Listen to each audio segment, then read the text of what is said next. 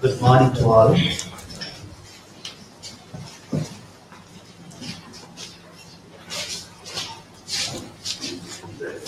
The ultimate duty of a university to its nation is basically based on its new inventions and the discoveries of new thoughts which will uplift the betterment of the society. Gathering of intellectuals in such a nation is pleasurable and crucial, since it is the place where all the new thoughts are encouraged and encouraged. Trinco 2017, Gathering of Intellectuals in our Time, the second international conference of Trincomalee campus, Eastern University, Sri Lanka, is now witnessing on your eyesight. As a developing institute in the higher education system in the country, Trincomalee campus began to spread its wings in the field of research and conference from last year by hosting the first historical international conference. In this year also, we are extremely happy to announce you that you all are going to be eyewitnesses of one of the landmarks in the history of Trincomalee campus. Trinco 2017, the Herculean second step of researchers from Trincomalee campus to the internationals, will surely provide you an unforgettable research experience. Exploiting the resource for a better tomorrow. As witnesses for this conference, we greet you with warm Sri Lankan wishes and welcome you to Trinco 2017. When the function is auspicious, lighting the oil lamp has been a traditional ritual in Sri Lanka from the ancient. We have the honor in inviting the following guests to traditionally light the oil lamp. The chief guest, Honorable Chandrasekhara Rohitha Bandara Bogolagama, Governor Eastern Province. The special guest, Professor Mohan D. Silva, Chairman, University Grant Commission, Sri Lanka. The guest of honor, Dr. K. A. Karunaharan, Deputy Vice Chancellor, Eastern University, Sri Lanka. Dr. V. Kanagasingham, Rector, Trincomalee Campus, Eastern University, Sri Lanka. Dr. J. L. Ratnasekara, Vice Chancellor, Uva Velasa University, Sri Lanka. Professor N. Panjanadam, Anomaly University, India. Professor Josephine Barbara Kenwadi, Department of Comparative Literature, University of Freiburg, Switzerland. HEMWG Disanayakan, Secretary, Ministry of Education, Eastern Province. Dr. S. Jayashankar, Director, Swami Vivekananda Institute of Aesthetic Studies, Eastern University, Sri Lanka. Mrs. S. Kumudini Devi, Dean, Faculty of Communication and Business Studies, Trincomalee Campus. Mr. S. Tachanamurthy, Dean, Faculty of Applied Science, Trincomalee Campus. Dr. Angela Anuprahasam Anthony, Dean, Faculty of Healthcare Science, Eastern University, Sri Lanka. Dr. Mrs. Vino Baba, Dean, Faculty of Science, Eastern University, Sri Lanka. Professor S. Maunaguru, Eastern University, Sri Lanka. Emeritus Professor Siva Ganesan, University of Pennsylvania. Dr. S.M. Hussain, Provincial Director, Eastern Province, Department of Agriculture, Trincomalee. Mr. A.R. Murugadas, Senior Assistant Registrar, Trincomalee Campus.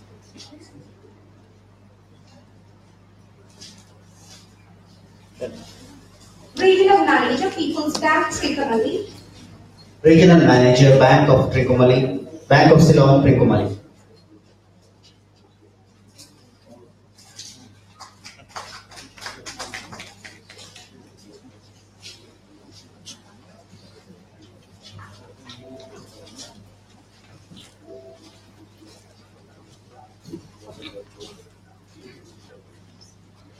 Mr. K. Karnakaran, Ministry of Road Development, Eastern Province.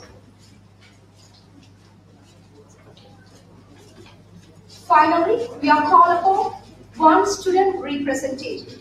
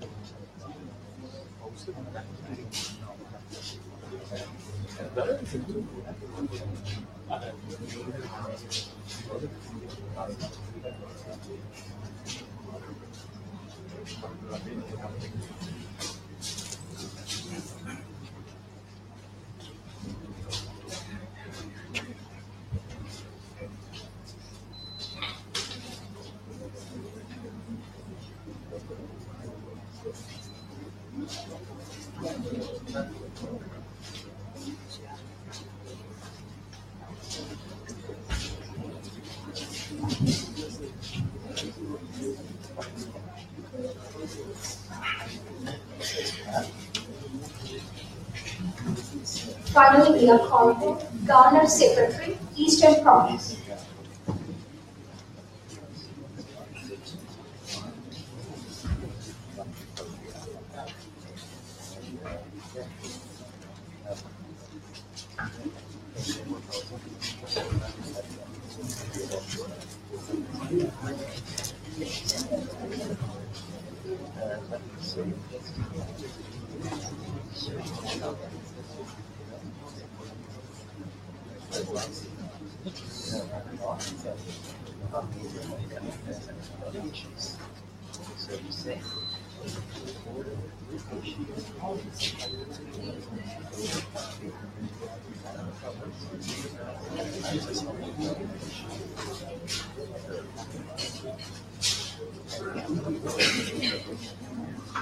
Thank you very much, sir. We live, experience, and grow together in a magical country surrounded by golden beaches, filled with green mountains, and our unseen boundaries are the blue waters. Let us listen to the inaugural recitation by our students. I will start by Wendy White.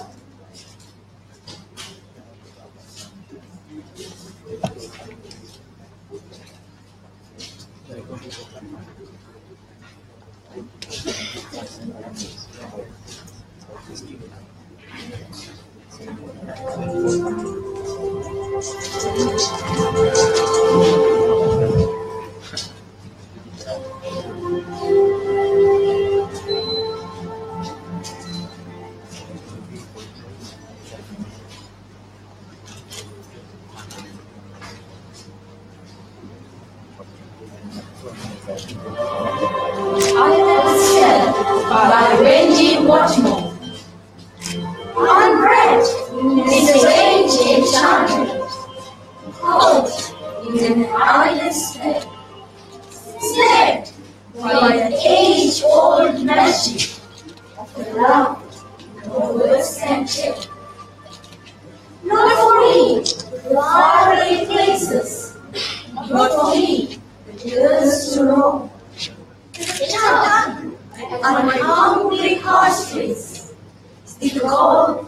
of my island home. I drowned in the great green waters, urged by the golden sun, chased by the starry heavens, when the perfect dusks are done. I have drunk the wine of the moonlight. I have lain at your breast through the years. I have shared the joys and the laughter. I have lived with the sorrow's tears. I have lain on the yellow beaches with my ears to a giant ship and heard in his low sweet murmur my wordless islands fell.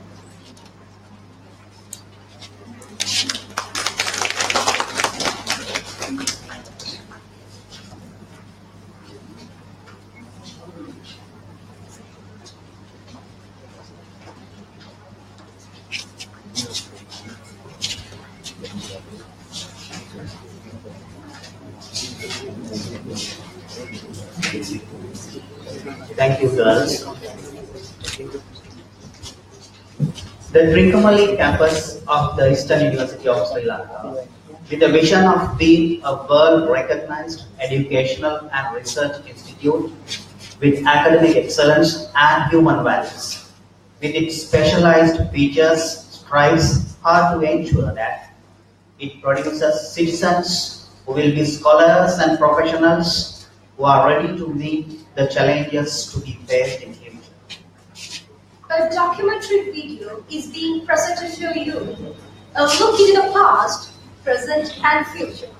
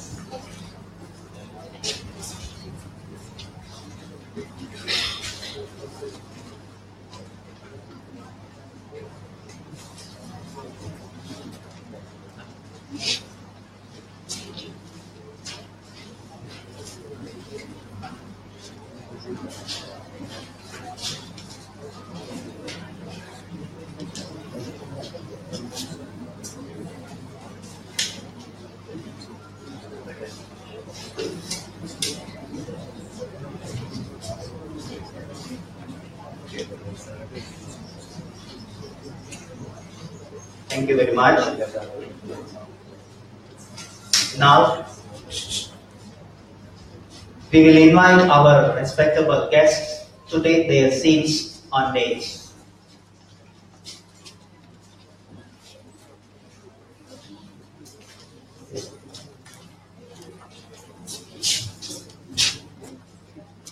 As we are gathered here, preparing for sessions of scholarly discussions, where new conclusions have been reached through the systematic investigation into and study of materials and sources in order to establish facts. The theme of this conference is in the backdrop, exploiting the resources for a better tomorrow.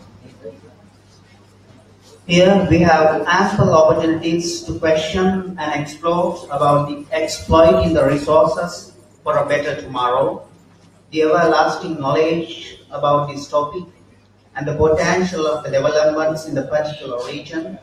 There is so much we expect.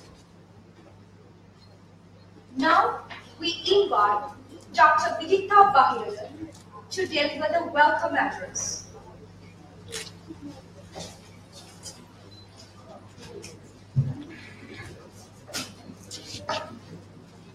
Our chief guest, Honorable Governor of the Eastern Province, Honorable Chandrasekhar Rogida Bandara Bogalagama. Our special guest, Professor Mohan D. Silva, Chairman of the UGC.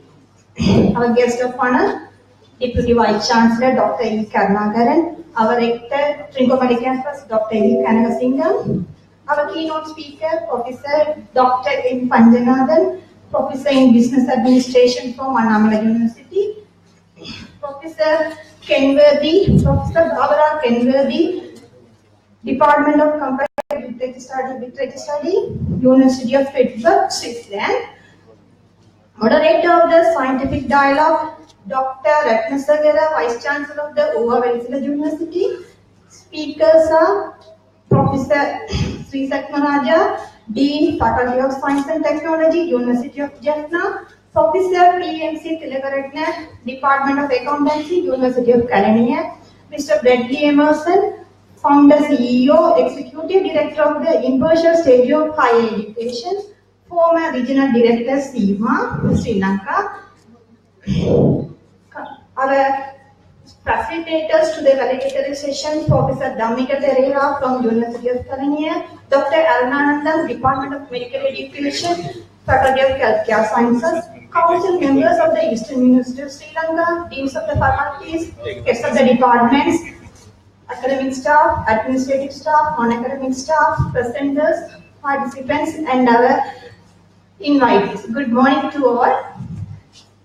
The Trincomalee Campus, Eastern University of Sri Lanka has organized the second international conference, TRINCODE 2017, as a theme of exploiting the resources for the better tomorrow. We have been selected 8 tracks, which are agriculture and environmental sciences, communication and aesthetics, medical and healthcare sciences, contemporary management, economics, internal affairs, communication and aesthetics, language, linguistics and literature, social sciences, tourism and culture heritage, education, higher education, and governance and civics. It's with great pleasure we warmly welcome to all our delegates the second International Conference of TRINCODE 2017. We received a total of 100 papers, of which 70 papers were selected by experts, reviewers from all universities for a oral presentation. We have organized 2 keynote speakers, scientific dialogue with a moderator including 4 speakers, and 13 technical sessions. The conference aims to promote the networking among the participants and foster people-to-people contact to promote the research. I take this opportunity to thank both academic, non-academic and administrative staff who worked in different committees to make the conference a reality. Further, I would like to extend my sincere thanks to the authors and all reviewers from various universities who had accepted our request in spite of their busy schedule and review the papers on time. Thank you very much.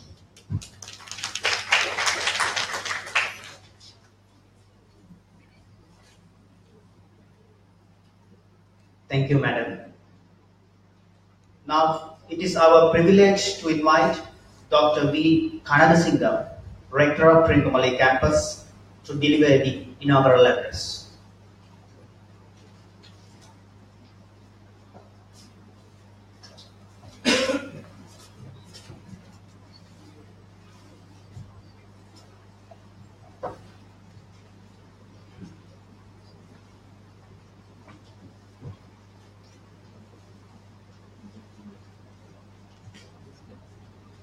Honorable Governor of the Eastern Province, Professor Bogalagama,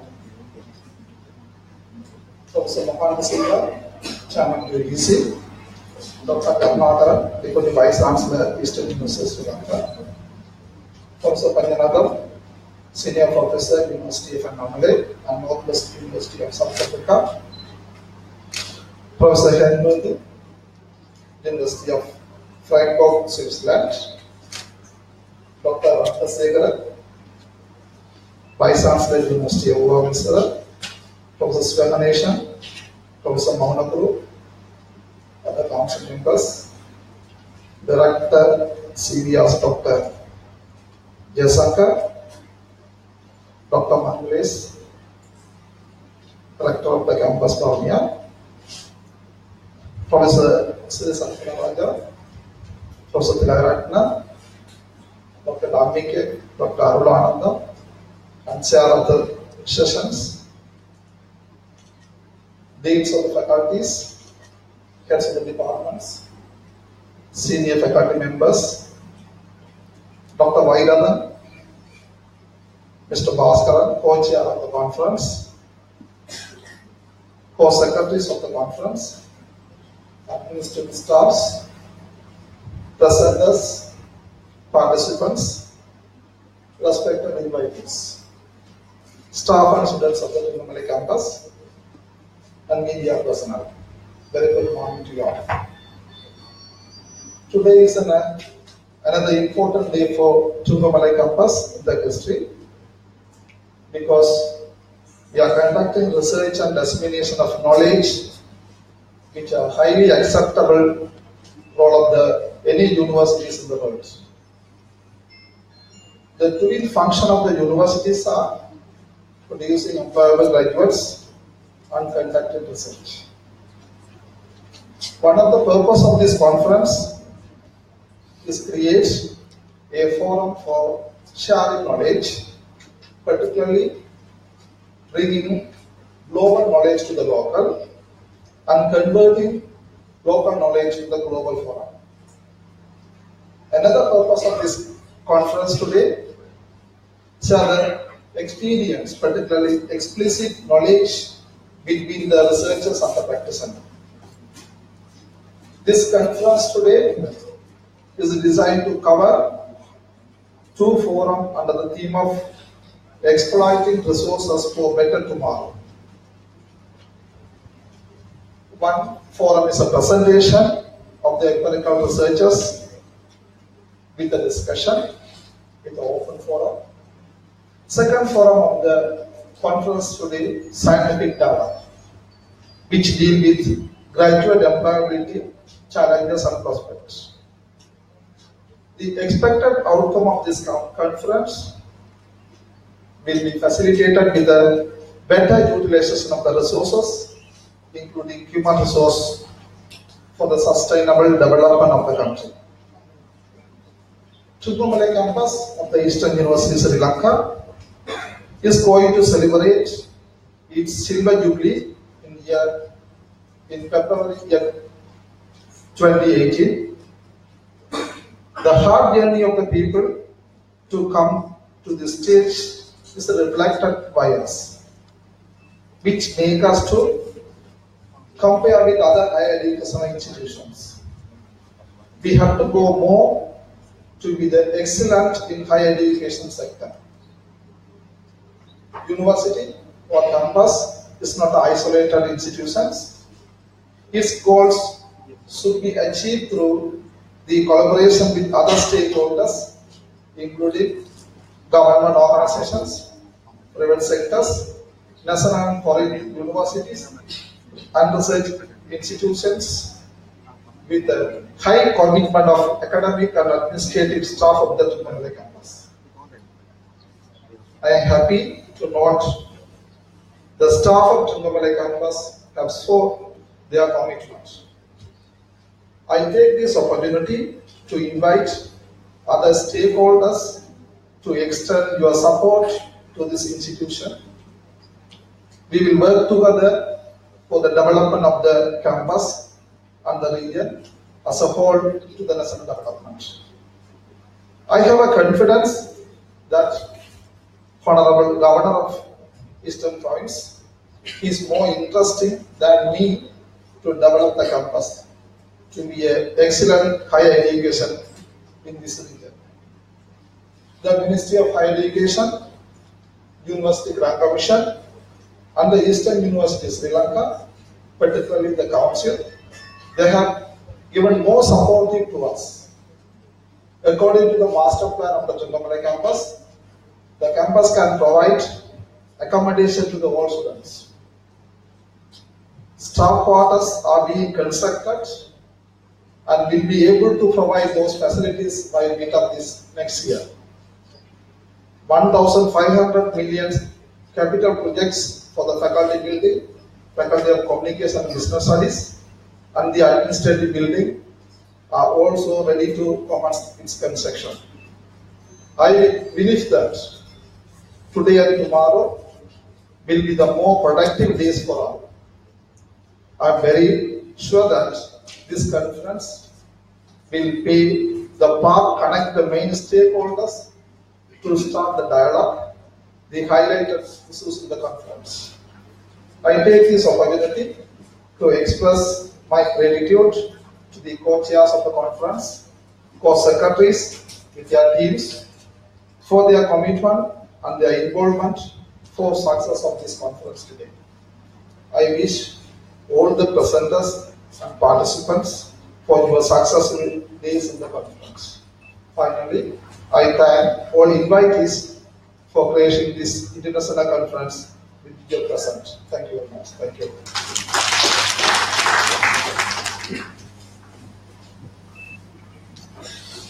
Thank you very much, sir. Now, we invite our guest of honor, who is witnessing this historical beginning, Dr. K.E. Karunakaran, Deputy Vice Chancellor, Eastern University, Sri Lanka, to address the audience.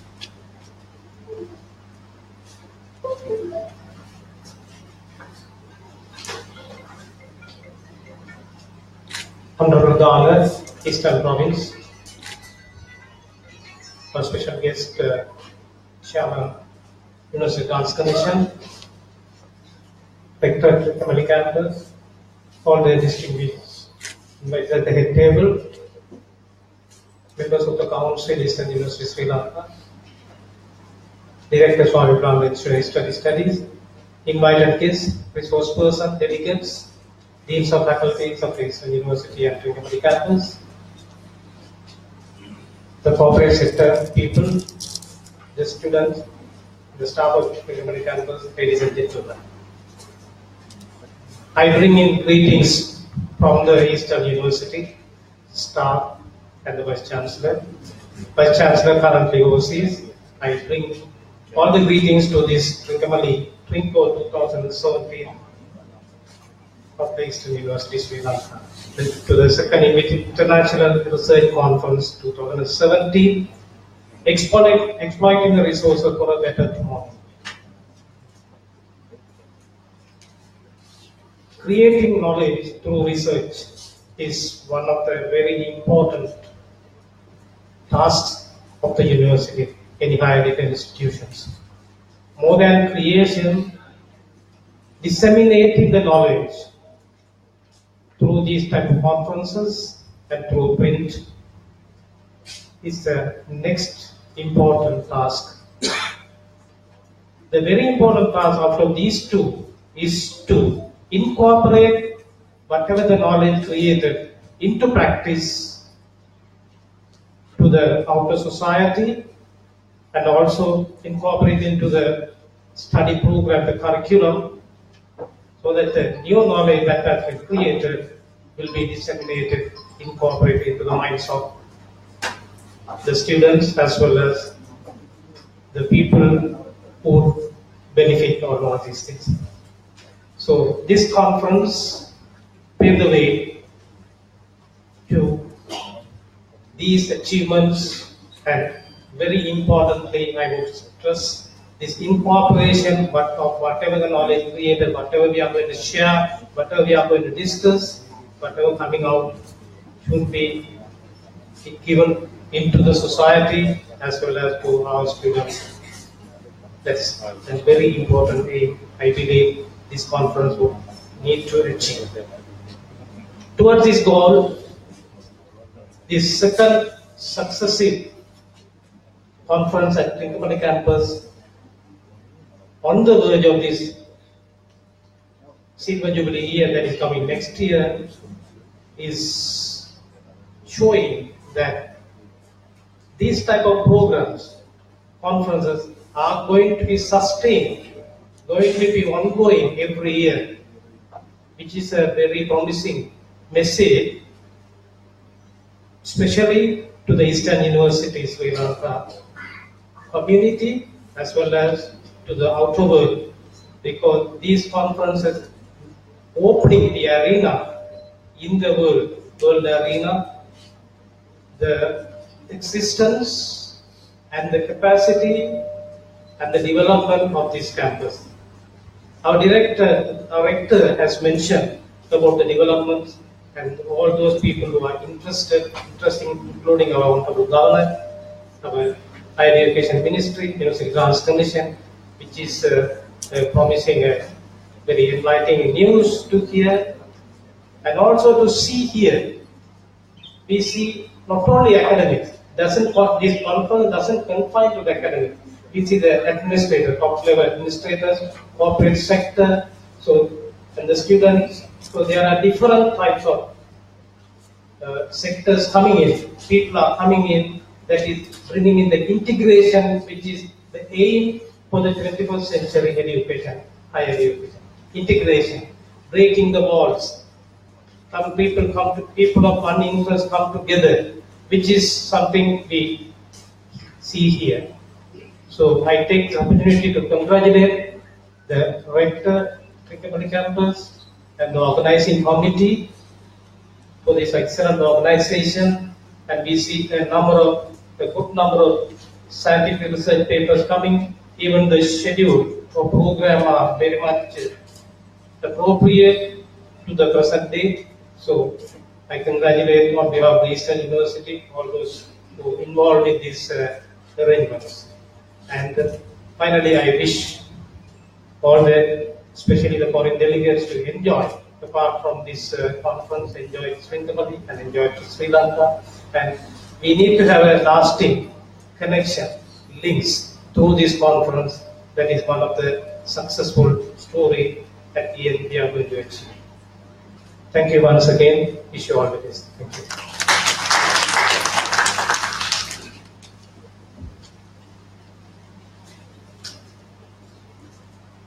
Thank you very much, sir. We would now like to invite our special guest, Professor Mohani Silva, Chairman of University Grant Commissions, to address the audience.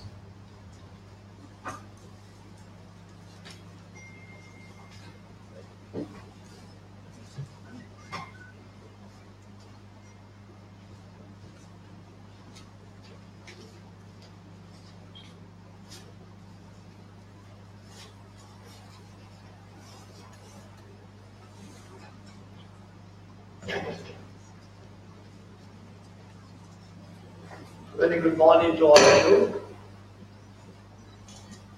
Governor of the Eastern Province, Honorable Governor, Deputy Vice Chancellor of the Eastern University of Sri Lanka,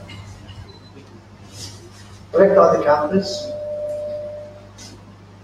members of the Council of the Eastern University of Sri Lanka, distinguished Vice Chancellors, other university academia, national and international faculty, colleagues, ladies and gentlemen, my dear students. At the very outset, I thank the Rector for inviting me to this important national event, which I gather is the second national event in this campus. When your Rector requested me to speak on a subject of my choice, I thought I should speak briefly on a subject that is relevant not only to our day-to-day professional work, but also to our day-to-day life. And that is how to get things right. Or put it differently, why we sometimes fail. What I am about to say is now evidence-based and scientifically validated. Let's begin.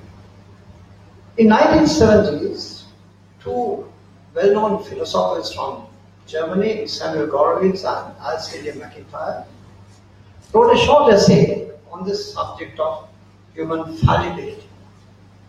Now, fallibility means failure to achieve or incompleteness.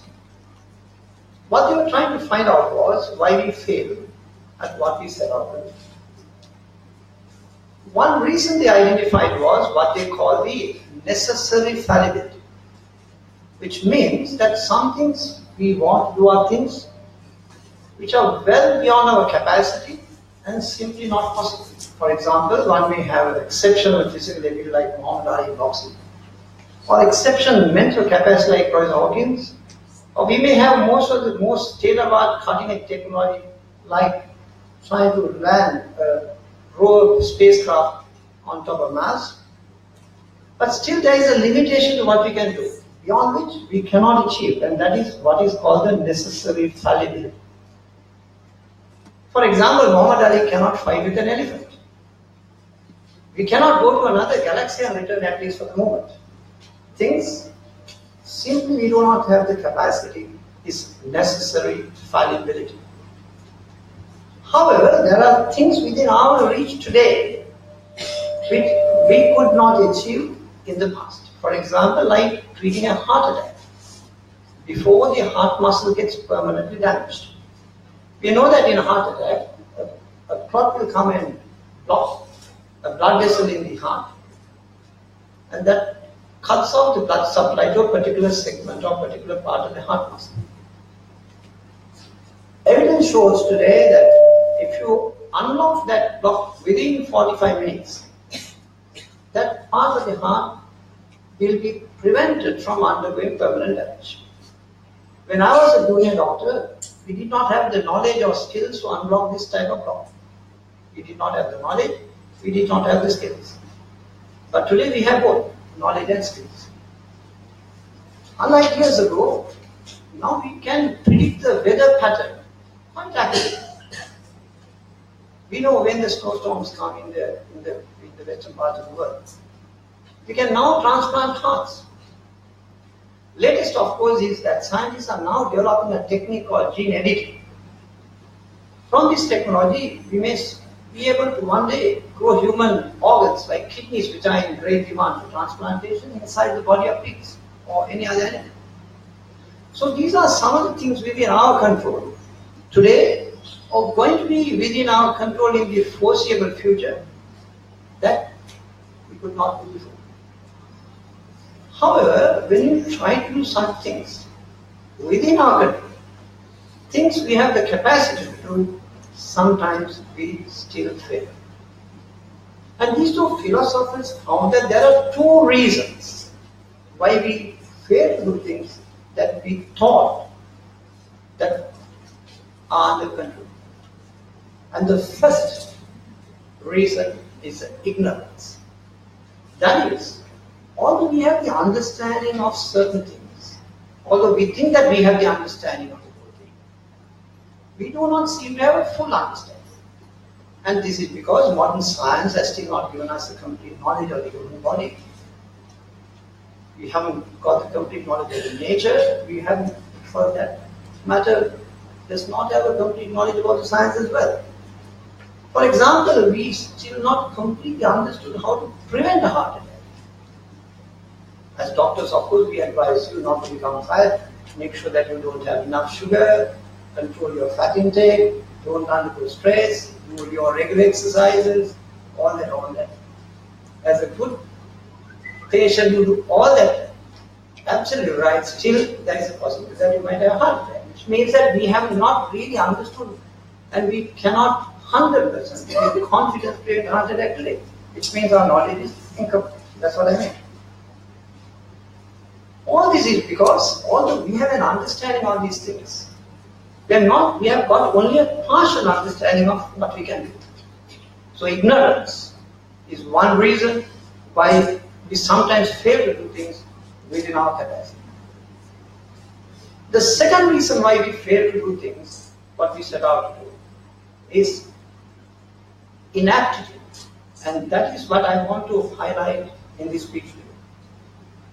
What does inaptitude mean? What it means is that we have the full knowledge and skills, but there are instances or situations where we fail to apply them correctly, and as a result we fail. For example, we are building a building, a skyscraper, but structural engineers did a miscalculation or failed to identify an error. during the design stage, which was not really picked up during the routine communications engineers normally do when you do mega constructions. And as a result, the basic safety principle was overlooked. One fine day, building collapses with loss of life. Or we have diagnosed a heart attack in a patient. But we were slow to act, although we were fully aware that unless we re-establish the blood supply within 45 minutes, the blocked part of the heart is going to be permanently damaged. But we have the ability to do so. But with all that knowledge and with the ability, we did not achieve the task within 45 minutes. And by the time we gave medicine to resolve the clot or managed to put a stent, to re-establish the blood supply to that segment of the heart, the part of the heart is already suffered permanent damage. So therefore the impact on the outcome of these two simple examples, the collapsing building or permanent damage to the heart muscle, would have been avoided if we did our job properly in the heart situation within 45 minutes with a focused mind and as accurately as possible. So in these two instances we failed to achieve the best outcome because of our inaptitude. Again, we have the clear understanding. We are fully aware of the outcomes, but still we fail to achieve the expected outcome. And that is inaptitude. So what was the impact of such two outcomes? Of course, you will agree with me that the impact of this type of poor outcome is higher in high-risk environments. So what are these high-risk environments? The operating theatre where I work, intensive care units, working in infectious environment. A classic story was the Ebola outbreak. Recently we all saw how risky for the medics to work in those areas. A cockpit of a pilot, an aircraft, a nuclear installation, a mega construction site, all these are high-risk environments. But of course, being university academics in a different context altogether. The university academics, especially the administrators like vice chancellors and the deans and the head of the departments and people like me, we are also in the high-risk environment. Because organizations that falls within a work schedule with many variables around us. Some of them are within our control, some of them are beyond our control. Some of them are extremely sensitive situations. They may be classified in the same league as well when you think about it. So this is relatively relevant to people like us. While working in such environments, after a time, we develop experience and expertise in our profession, our discipline, our administrative capability, etc., etc. So automatically we get better at doing things. In our day-to-day professional life, because we are good at doing things, we start doing things reflexively. We get it because of our experience. But that is most of the time, but not always. The point I'm trying to emphasize is, irrespective of your experience and expertise, there is always the possibility that you may fail due to your inaptitude, because we rely too much on our experience and expertise without sticking to basic essentials. In simple terms, we sometimes take shortcuts. And I'll tell you a very interesting story. In 1935, American Army, considered then as the best army in the world, wanted to get better. To achieve their supremacy, they requested the Boeing company and the Martin and Douglas, these are two big aircraft manufacturers in the United States then, to produce a long-range bomber with certain challenging specifications, which no one else in the world had at the time. The speed, the distance in which it can fly, the weight of the bombs, it's capable of carrying in one solid, etc., etc. Boeing company responded and produced an aircraft that can fly faster as twice the distance, with the capacity to carry 5 times the weight of the bombs compared to the specifications. As such, there was no comparison or there was no competition between the Boeing company and Douglas and Martin. American newspapers used to call it the Flying Fortress, the Model 299. The Army placed an order for 65 bombers. The day of the competition was a mere formality because there was simply no comparison. Chief pilot was Major Hill, one of the most experienced pilots in American Armed Forces then, and he was a chief pilot for American Army. Plane lifted off smoothly, climbed up to 3,000 feet, turned on one wing, and crashed. 2 of the 5 members, including chief pilot, died. So of course, the Army decided to give the contract to Martin and Douglas, and Boeing Company at this stage is said that they nearly went bankrupt. Of course, there was an inquiry. And this investigation was done to find out of this what happened. And it revealed that it was not due to a technical error or technical fault. It was due to a pilot error. But of course, Major Hill was their best and the most experienced pilot who had thousands of flying miles to his credit. On the other hand, this aircraft, substantially more complex than all the other aircraft Major Hill used to fly, the technology was somewhat different. On the other hand, Major Hill was an expert pilot, so experienced that he could fly with memory and reflex. While doing all this, he unfortunately forgot a small but very basic step, which is to release the new locking mechanism they had invented on the elevator and rudder belt. And the outcome was a disaster. So once the results were released, Army also purchased few Boeing aircraft. A group of pilots were given a task.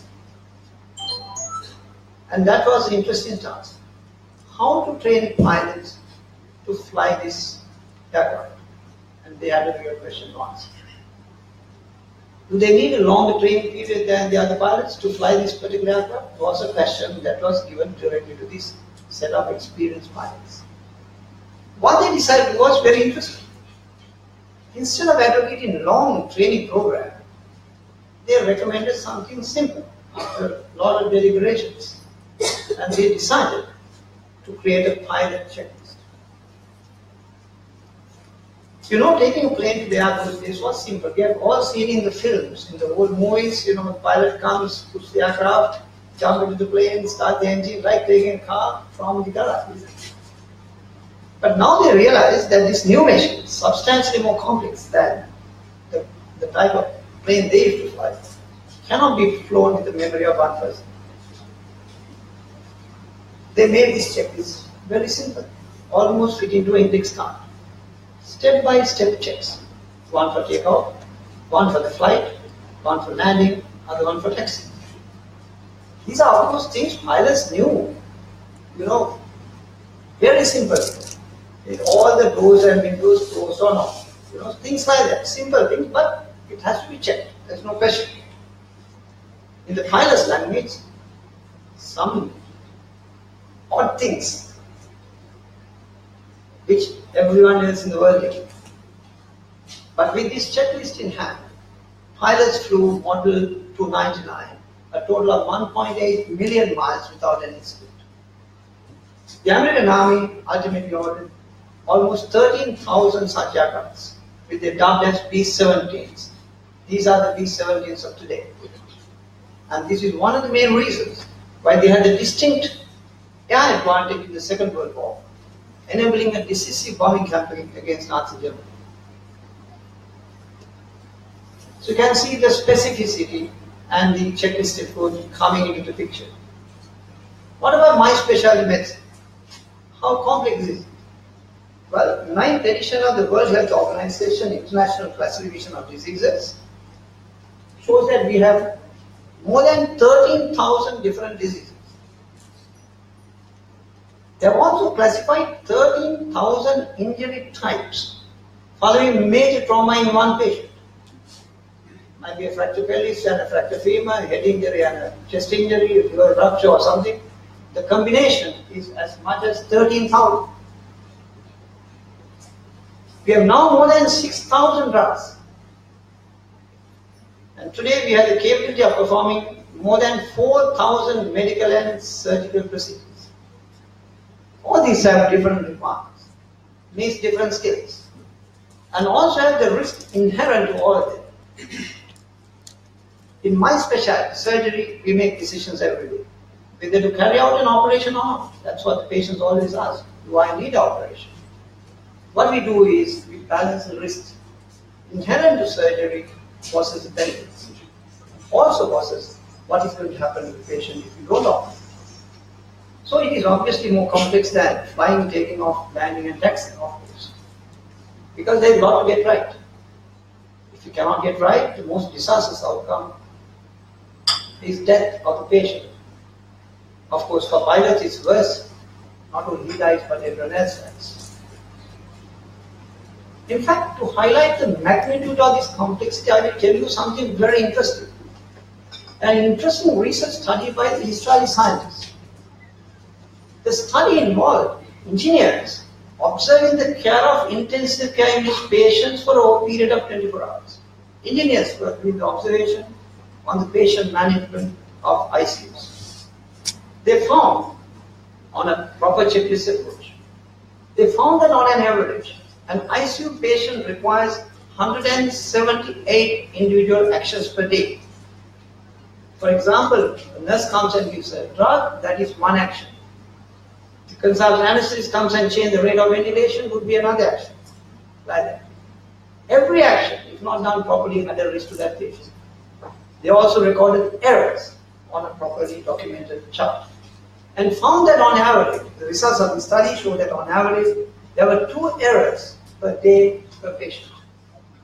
We all know that the intensive care unit succeeds with the chance of causing harm is kept to a minimum.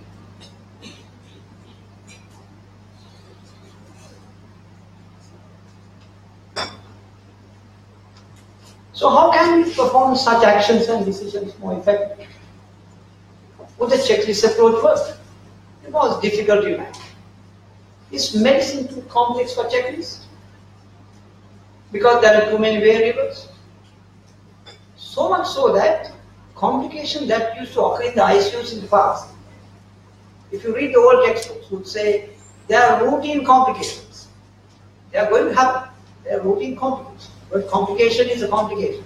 But they were classified as routine complications. Some books would talk about recognized complications. It's going to be recognized, it's going to happen. A classic case, which everyone can understand, it's a fascinating story, again, was infections that occur in the central lines. You see when you go to the ICU, patients have lines in their necks to give the drugs and the nutrition. These are called central lines. So these ill patients get central lines, sometimes these central lines get infected. Data from the United States of America shows that on an average, 5 million lines are inserted per year. And 5 to 28% of such line infections ends up in a death. So it's serious. In 2001, there was this critical care specialist called Peter Cronquist in the States. He himself was a little bit unhappy about the medical profession in itself. Because his father, when he was a third-year medical student, had a misdiagnosis and died early because lymphoma was diagnosed early with him. So he was very skeptical about most of the things we used to do in the past. So he thought, he became a consultant and a specialist in the ICUs, and he decided that he must try a checklist approach for this line infection, which he was really worried some patients used to die. But he created a checklist for this, but with a very interesting, simple difference. And what was the difference? Difference is that he managed to obtain the authority from the hospital administrators to give the power to the nurses to make sure that the doctors are doing this job properly. In writing. He created a very simple checklist.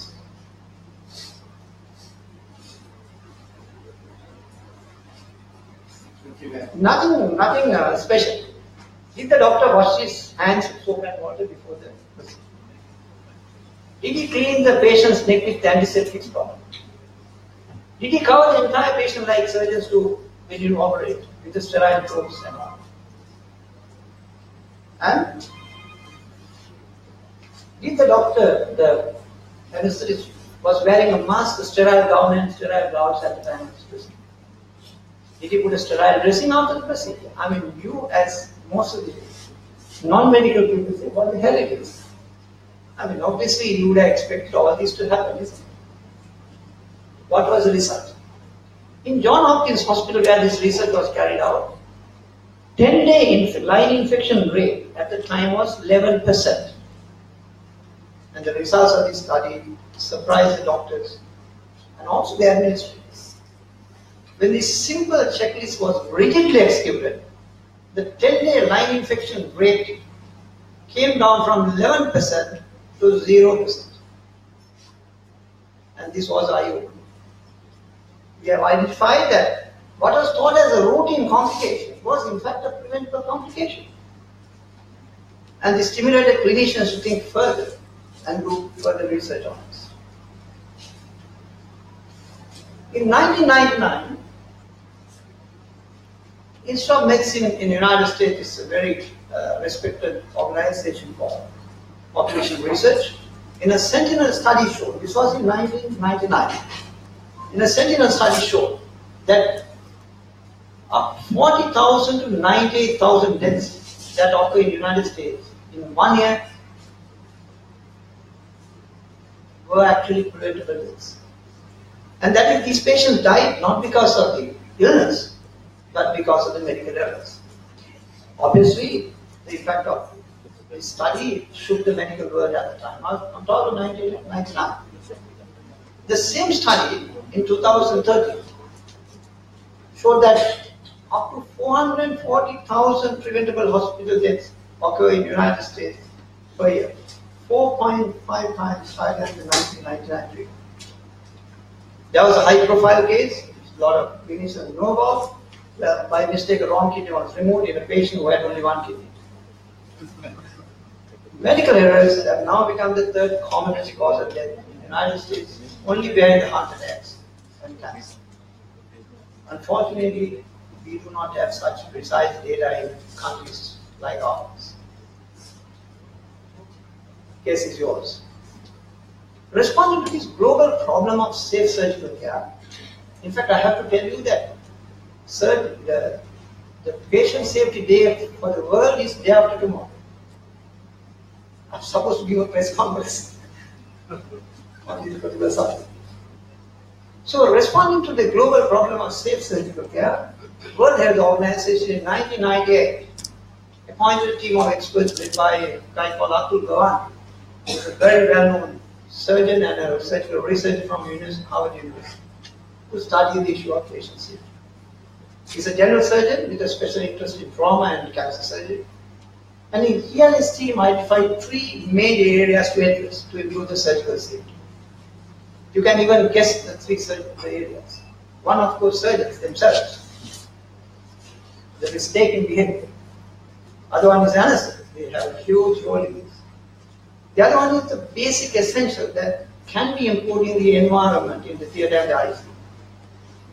So obviously there are recommendations. It's a long subject. I'm trying to make it very simple and understandable. Their recommendation is to develop safe surgical teams, safe anesthetic teams, and to prevent what we call the technical jargon is SSI, surgical site infections, inside on outside. And for this purpose, Gandhi and his team developed over a period of time a 19-item checklist to be completed in 3 stages, which we do it when the patient comes to the theatre, when we just before starting the operation, after they are undergoing anesthesia, and before the patient leaves the theatre. And they did a pilot study. In 8 hospitals, 4 developing hospitals and 4 developed hospitals. 1 hospital was in India. And the results of this pilot study showed a statistically significant improvement in all performance indicators they have highlighted. Wrong environment, place to for me to go into details. And therefore, in 2008, as a result of this study, on recommendation of Atul Gandhi and his team, in 2008, World Health Organization introduced a safe surgical checklist to the world officially. In 2012, Sri Lanka took this, and we now practice in most of the big hospitals surgical safety checklist. Since then, there are 2 carefully controlled trials which have shown that the checklist achieves significant reductions in complications and also in death rates. The latest studies actually have shown that checklists are most effective and will enhance outcome when those who execute it genuinely believe that it's of its usefulness. Believe it or not, you'll be surprised to hear that the biggest resistance for checklists came from the surgeons themselves. Because the culture was different, it's about changing a culture in the system. And the study showed that it will definitely be very effective and enhance outcomes when those who execute genuinely believe its usefulness. And also, studies have shown that if performed on its face value only, we just fill the form, that can endanger the patient's life, like creating a false confidence. So it is subjective as well. So this is the story of the checklist, how checklist approach has helped to enhance outcomes in this complex world, especially to those of us who work in this type of environments. So ladies and gentlemen, my take-home message to you is very simple. Always stick to basics. Do not depend only on your experience, expertise, and what others say. Don't take shortcuts.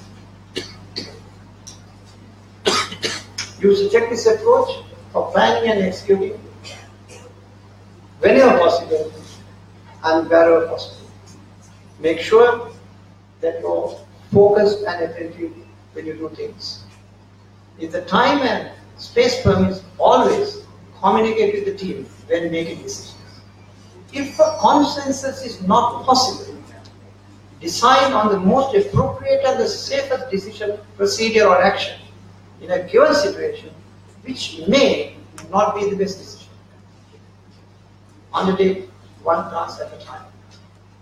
And the results will be very rewarding to all of us and to those who work with us. Thank you.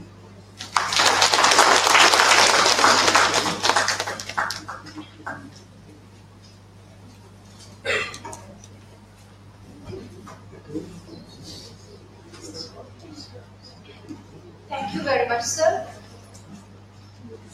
With such expectations on exploiting the resources for a better tomorrow, in this inaugural ceremony, we invite Dr. J.S. Rahar Savarimuthu to introduce Professor Josephine Barbara Canberry, who will be delivering the first keynote speech.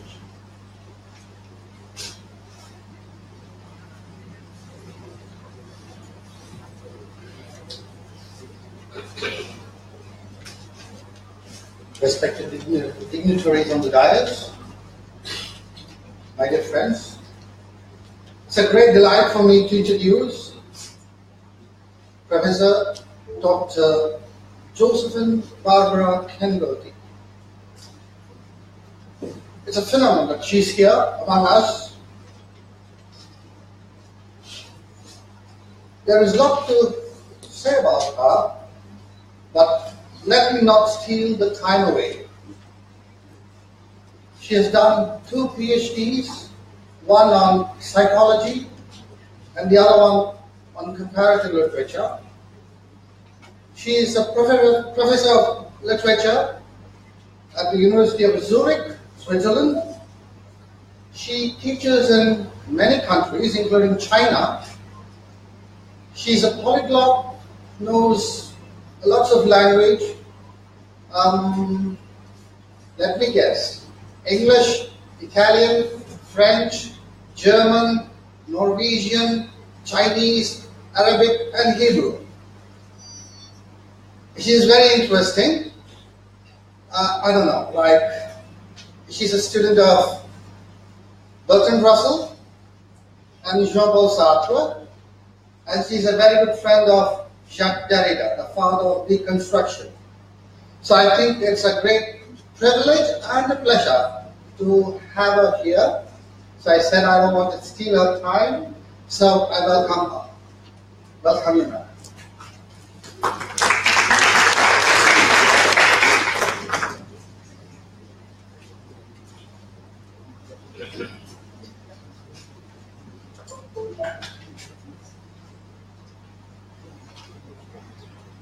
Well, thank you very much, Dr. Savarimuthu, for that introduction. Thank you for the invitation. And it's a great honour to be here today. I too, strangely enough, am going to talk about risks, the risks that we're faced with today. My introductory photograph. Exploiting resources for a better future. What a challenge and an enormous subject. As you see, I decided to take one of my basic subjects, linguistics, to look at first, but I'll tell you what I'm going to introduce to you. Right. In my paper today, I shall first take an incisive look at the title of the conference. Right. And if the gentleman can pick it up, that please, and highlight inherent ambiguity in its formulation, illustrating the double-edged reference of exploiting from a lexical as well as a historical. Yeah. But it's not like that, it's the wrong track. I'm lost. Well, as historical perspective, my keynote address engages with today's ultimate exploitable resource, the internet. While acknowledging the plethora of advantages the internet and web provide, I shall turn my attention. Can I do this? Here we go.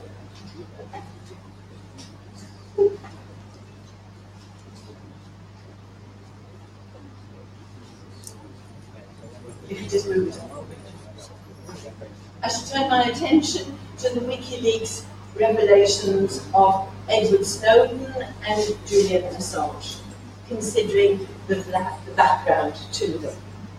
Then, taking my cue from Assange's assertion that it is to France that one should look for elucidation, for possible solutions to the threats and dangers inherent in the new technologies, I focus on two contemporary philosophers, not from Germany, like my erudite colleague, but from France. Philosophers of modern technology who echo Assange's critical stance, Paul Virilio and Bernard Stiegler. I inquire how the work and thought of both Virilio and Stiegler can contribute to our discussion today. I examine how they interpret exploiting, what they consider to be resources, and what concept of a better future each one formulates. I go on to highlight similarities and differences, and account for the differences in their discourse. Finally, I consider whether the solutions Paul Virilio and Bernard Stiegler offer actually exploit resources for a better tomorrow. How they clarify the contemporary predicament given the dangers, risks, and endless potential of the new technologies, as my colleague showed. My presentation will require about 40 minutes of your attention. Let us then start by taking a closer look at the terms we are dealing with at this conference.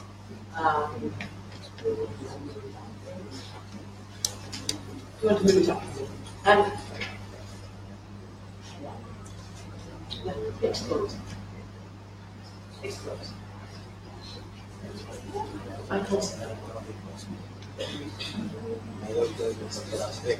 Exploit is a gerund noun. I think you can see some of it on the screen here so that you can follow me, because you can read the examples. I'm just going to read the meanings.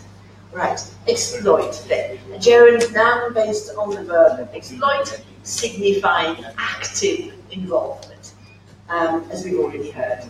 Exploit then as a verb, to make full use of and derive benefit from something. To treat someone unfairly in order to benefit from their work or skills, to make use of a situation to gain unfair advantage for oneself, to run or operate a mine or an industrial plant, or simply to enjoy.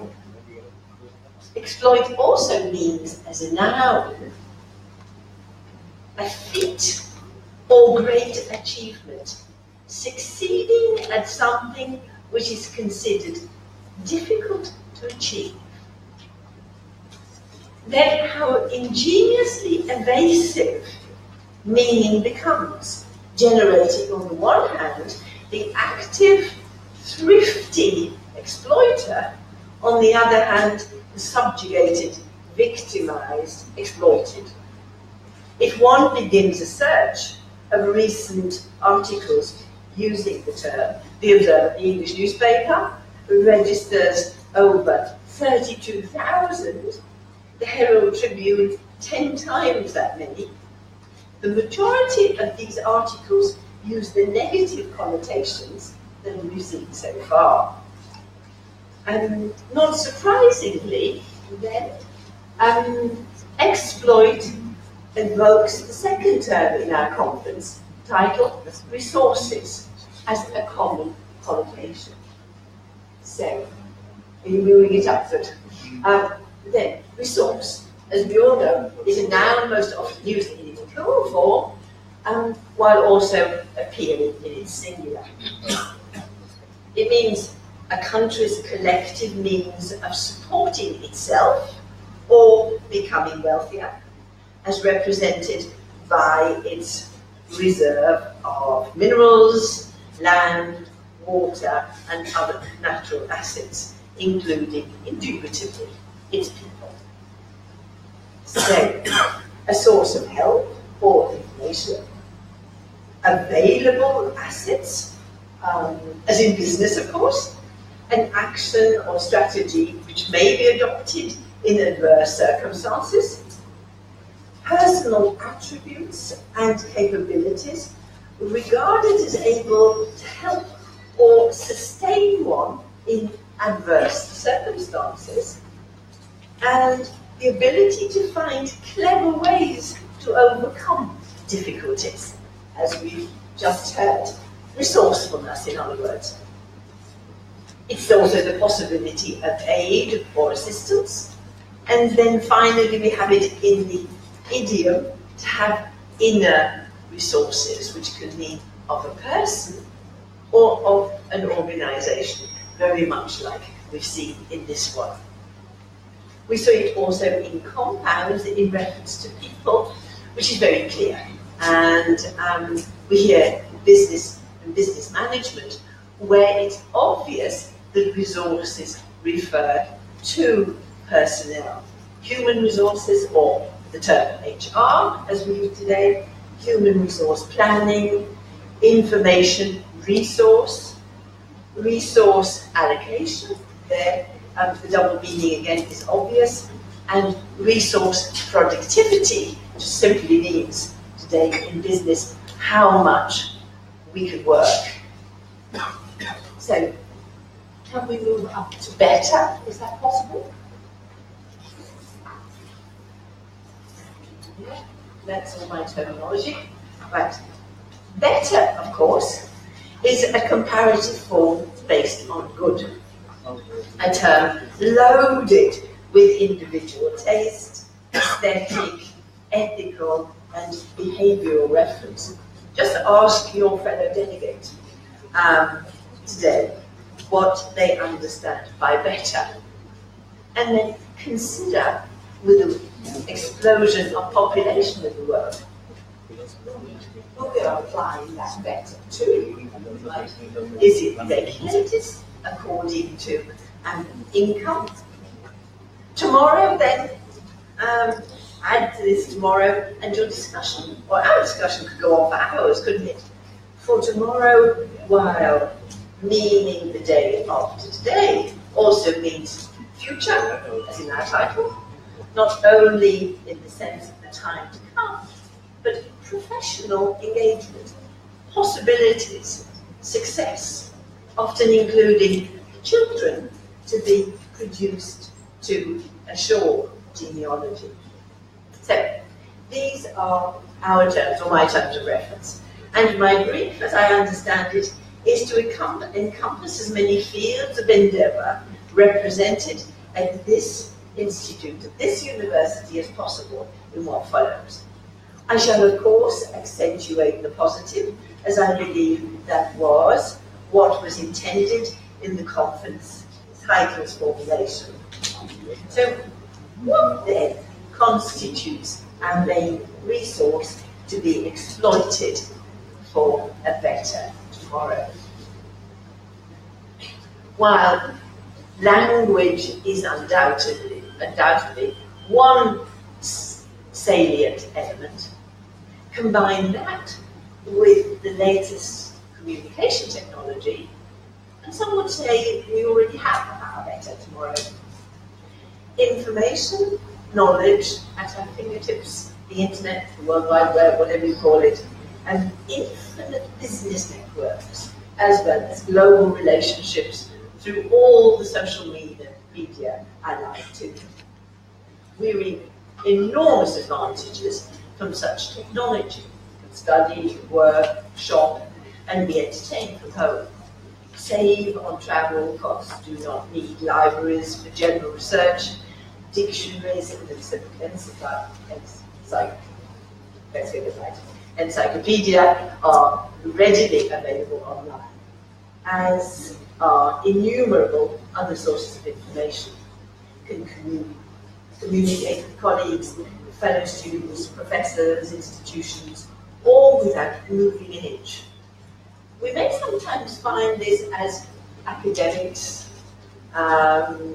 or professionals in our field less satisfied than traditional consultative or Socratic forms, yet undoubtedly appreciate the time saved, speed of access, and sense of individual freedom generated, all provided that the system is up and running, that our trust in it, in its correctness, reliability, and security is honoured. Never, however, as we've just heard, must we lose sight of the fact that every technology, no matter what it is, comes with its own potential for catastrophe, its accident. As a reliable resource, it should be safe and secure then. Everybody everywhere is using it. Sensitive information must not get into wrong hands, secrets must be kept, and private communication should remain so. Are we really so naive as to believe that this is so? Are there not other interests hidden behind this amazing resource? How are we to contain its inherent Mephistophelian potential? Edward Snowden and Julian Assange immediately come to mind, or did so when I was first confronted with the conference site. Millions use the web daily. Many feed the media online, produce paper media in its many forms, in different countries and languages, work in related spheres to ensure its financial existence, and are subject to its exigencies of space and time, as are many of you in this room today. Julian Assange originally was just one force within this enormous power machine of communication, endeavouring to counter the dark net, as it's now known, uncover untruths and distortions, highlight misdemeanors, pinpoint misrepresentations, which might ultimately lead to debacles, such as Brexit and the current problematic situation in the US. I quote Assange. The internet, our greatest tool for emancipation, has been transformed into the most dangerous facilitator of totalitarianism we have ever seen. Assange and Snowden by no means stand alone as disillusioned critics of the technological revolution, as well as of its totalitarian goals. I shall argue that a substantial body of criticism has grown, especially in France, which, although often marginalized as part of a philosophical or literary movement, deserves our special attention. Curiously enough, it was Assange who recently referred to France as a source of hope and solutions in the present predicament, and redirected attention to the current technological debate in that country. I shall concentrate mainly on the work, as I said, of Paul Virilio to illustrate the Mephistophelian, Bernard Stiegler, the emancipatory enlightenment potential of the new technologies. Paul Virilio, then, was born in Paris in 1932, studied architecture, undertook research in urbanism, and later, under the tutelage of Maurice Merleau-Ponty, studied phenomenology, especially in regard to military space.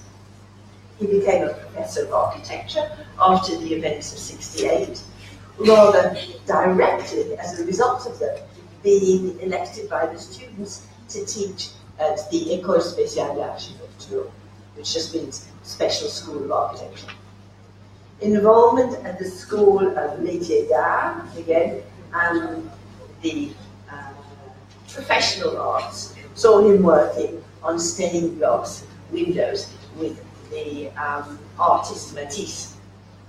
He founded an Institute of Philosophy with Jacques Derrida while at the Sorbonne, and set up an architectural group, Architecture Principe, including the now revered Jean Nouvel, one of the architects of the modern world. I'm talking about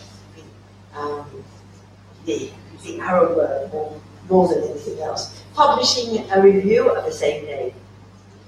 Obviously, Paul Virilio, a man adept at constructively exploiting the resources at hand. His writing includes, and it's interesting to listen to the titles or to follow the titles, La sécurité du territoire, which simply means the insecurity of the territory, Speed and Politics, an essay on dromology, which is his term for speed, the aesthetics of disappearance, the art of the motor, and the information bomb. And deals mainly with speed and the effects and dangers of technology. So, how does this highly engaged philosopher of speed, Paul Virilio, contribute to today's discussion? What interpretation does he endow exploitation with, and which resources constitute his argument? Does he envisage a resultant better future? In Virilio's early writing, he muses on an original world in which creative man can enjoy, exploit. A human surrounding world. Lost to modern or postmodern man, this world has become one, to quote Husserl, a German philosopher, of pure thinking, which creates ideal objects. This original, or commonplace world underlies three concepts central to Virilio's thought. Firstly, a critique of geometry establishes concept of the state. Secondly, it provides a reading of Christianity, influential throughout his work. And thirdly, it allows for a basic phenomenological starting again, phenomenology of perception. It is an immensely creative period in history, free from the abstractions that will drive the history of Occidental civilization.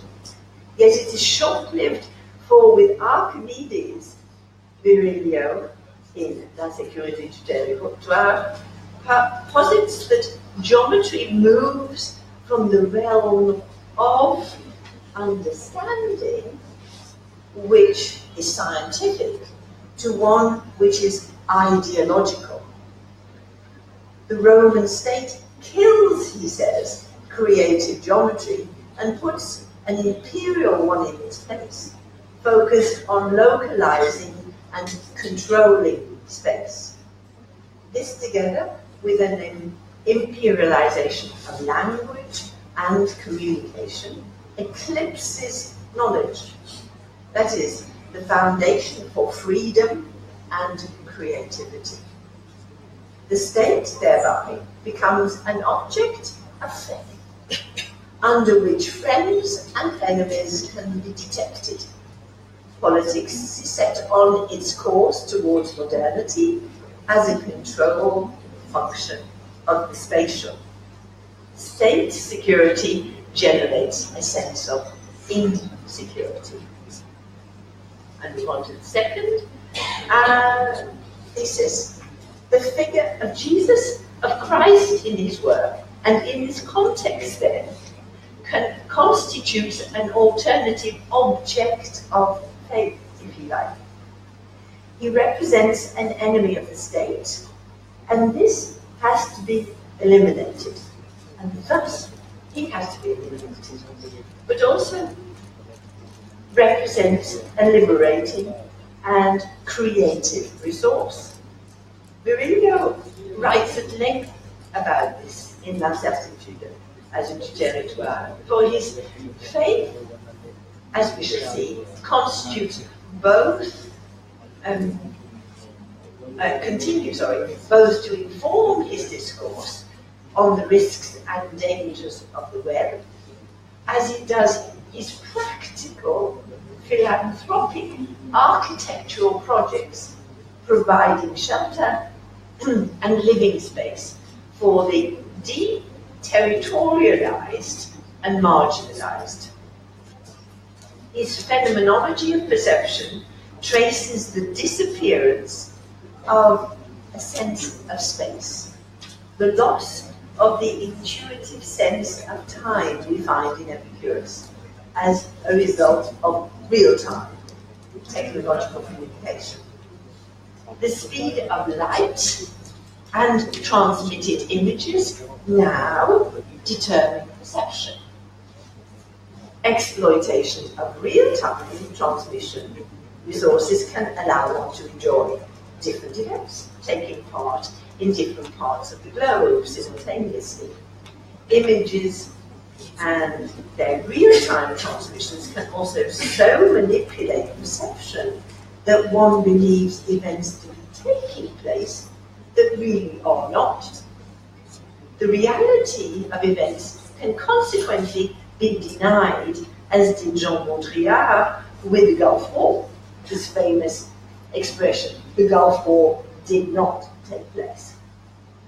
Virilio has also shown that the military and political powers can develop weaponry in new information and communications technologies, such as the internet, isolating militarized techno-science in an epoch of what he calls info-war. Info-war, then, is one in which civilian enemies are evoked by the state in order to justify increased spending on third-age military weaponry and new information and communication technologies.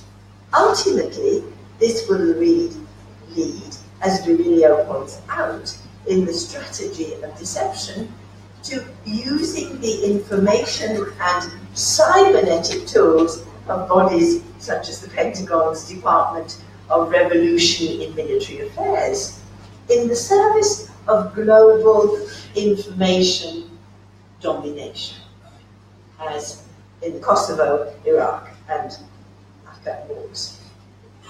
So what we've done, we seem to have come full circle with the image of the Roman state mirrored for Virilio, I must insist, in the contemporary American. Virilio working on what he terms the hidden, obscure, grey elements of technology, cloning, as has been mentioned, patenting of living organisms, for example, which he insists have not been sufficiently researched, illustrates his deep concern, referring to the painting Jacob wrestling with the angel. Can we put that up so everybody knows what I'm talking about? Yeah. Obviously, a famous painting from one of the major galleries in France that everybody knows in France. Right? There. The painting for him by Eugène Delacroix, the painting depicts a passage from Genesis in which Jacob, the biblical patriarch, on his return from Canaan, fights hand to hand with the angel, the transfiguration of man or God. For Jacob, the fight is fierce. Can you see there? Given his position, his taut muscles, while the angel simply restrains him. You see the dichotomy there in that beautiful painting. Virilio sees this struggle as the great symbol of our time. For Jacob, fighting his God does so to reaffirm the human condition, so as not to descend into idolatry. Virilio insists that we mount a similar offensive against technology, which is our soul, yet can blind us with its suggestive media power. So, referring to my question as to what he can contribute to today's discussion, I feel he traces through history how man, creative, explorer of resources and freedom himself, becomes a resource controlled and exploited. Speed engenders ever more crippling forms of control and exploitation, ultimately laying all resources in the hands of the powers that be. However, we want to define that. He says, on the other hand, that faith, for him Christian faith, but that can encompass all faiths, proffered as a strengthening resource, one which is maintained only with a constant struggle, to refer back to his image. Virilio's work can easily be read as apocalyptic content, unless one interprets his criticism itself as a cerebral form of future building, one physically reflected in his architectural projects. Perhaps Delacroix' image of Jacob struggling with the angel conveys the predicament of snow and ice too, revealing the risks of technology nowadays. The action is fixed in time. No future, no past. I should now like to turn my attention to the controversial figure of Bernard Stiegler, for whom suggestive media power also belongs to the dark zone of technology and is what he designates as a pharmacon, a word meaning drug in Greek. Born in 1952 in Paris, so much more contemporary, he is director of the Institut de Recherche de l'Inauguration in Paris, founded in 2005 as a political and cultural group, Ars Industrialis, which simply means industrial arts, and in 2010 of a new philosophical school at Épinay. His writing again is entitled imaginatively, so Technics and Time, Symbolic Misery, and Disbelief and Discredit. Again, I inquire how his work, the work of Stiegler, of course, contributes to our discussion today. What resources does he argue are to be exploited, and how does he formulate a vision of a better future? Firstly, Stiegler argues that technics is not external to human. He posits that the genesis of techniques corresponds not only to the genesis of what we call human, but of temporality as such. This is the cue, he says, towards understanding the future of the dramatic process in which the human and technique consists, what we're living today. In other words, what it is to be human is inexorably linked to, though not determined by, techniques, broadly understood. Secondly, he points out that in the name of autonomy, philosophy has suppressed the technical aspect of the human being. So, are we then not adequately armed against it, or adequately mature in thought? Thirdly, Stiegler considers the web and the internet to be publishing technologies, and points out that these are the origin of what Plato calls politeia, which translates into English as public good. And the establishment of public good requires publication technologies, which for the Greeks was writing. Referring to the work of Marcel Détienne, he adopts the idea of the Athenian city being like a vast typewriter that writes the laws decided upon in the parliament upon its walls. This process of publication, they're in stone, of course, this process of publication created the public right of citizens to criticize the law. Citizenship was established, and so paved the way to democracy. What the Greeks call logos, a state of political rights, and the accompanying reason assumes that such processes of publication enable disagreement, the publication of contrary arguments, and allows public debate, which is a fundamental rule of all rational knowledge. The promise of the web was to revive public, political, scientific, or aesthetic debate, but Stiegler laments that this promise has not been kept. Major web companies, and of course he mentions all of them, are able to realize huge profits from collecting, equalizing, leveling out data in order to exploit it with algorithms, crushing disagreement rather than enabling traceability, accessibility, and widespread intelligibility. He's convinced, however, that this situation, whereby everything that we put and everyone and anybody puts on the web is used.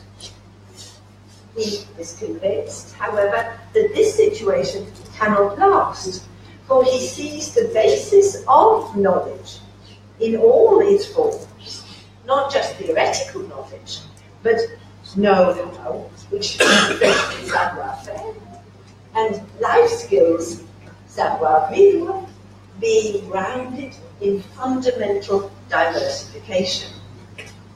If this is not maintained, knowledge dies.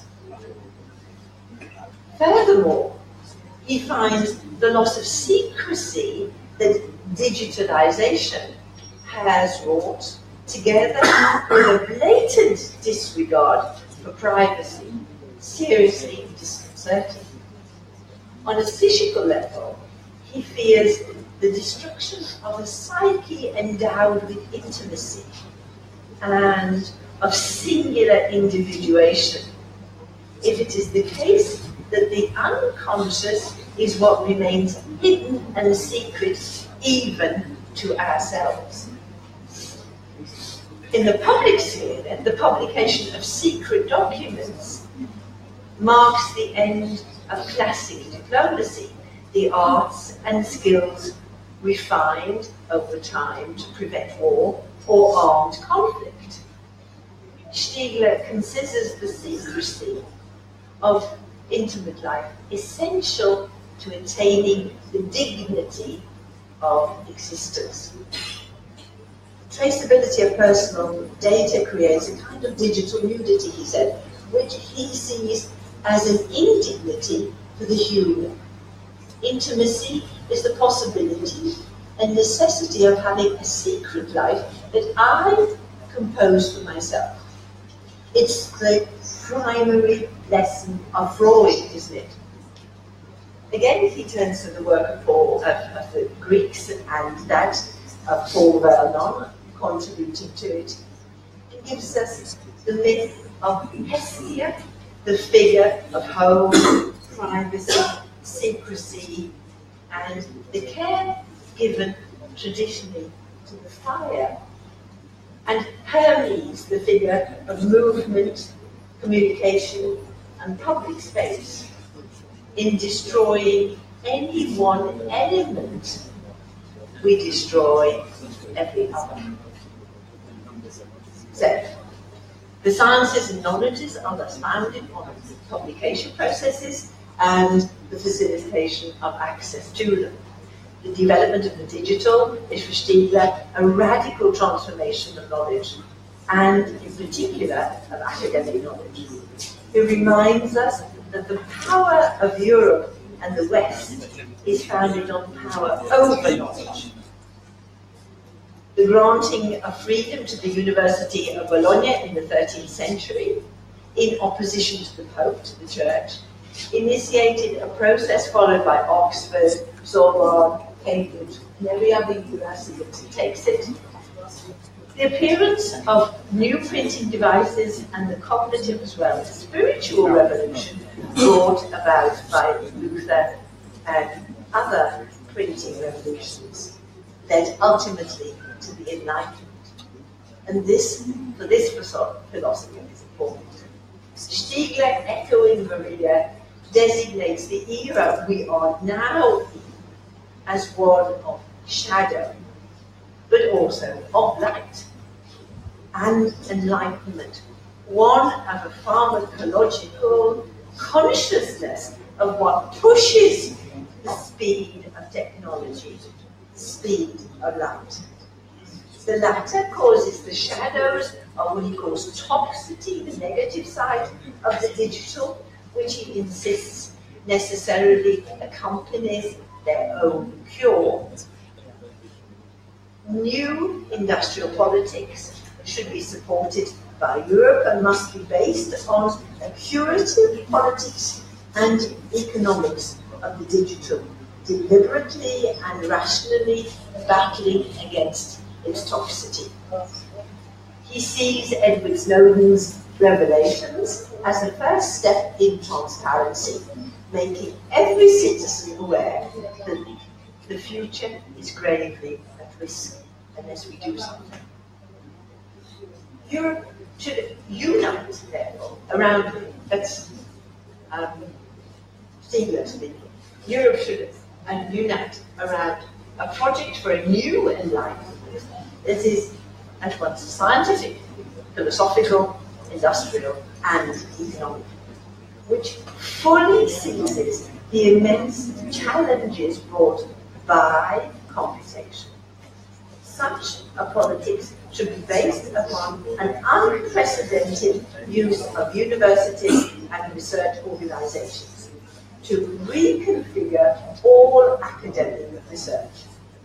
He sets this out in the digital future of the university. Gives us new links between universities and school curricula, ensuring that the digital enters educational institutions on a rational basis. Any working model should be analysed, critiqued, and continuously improved for their practice of use.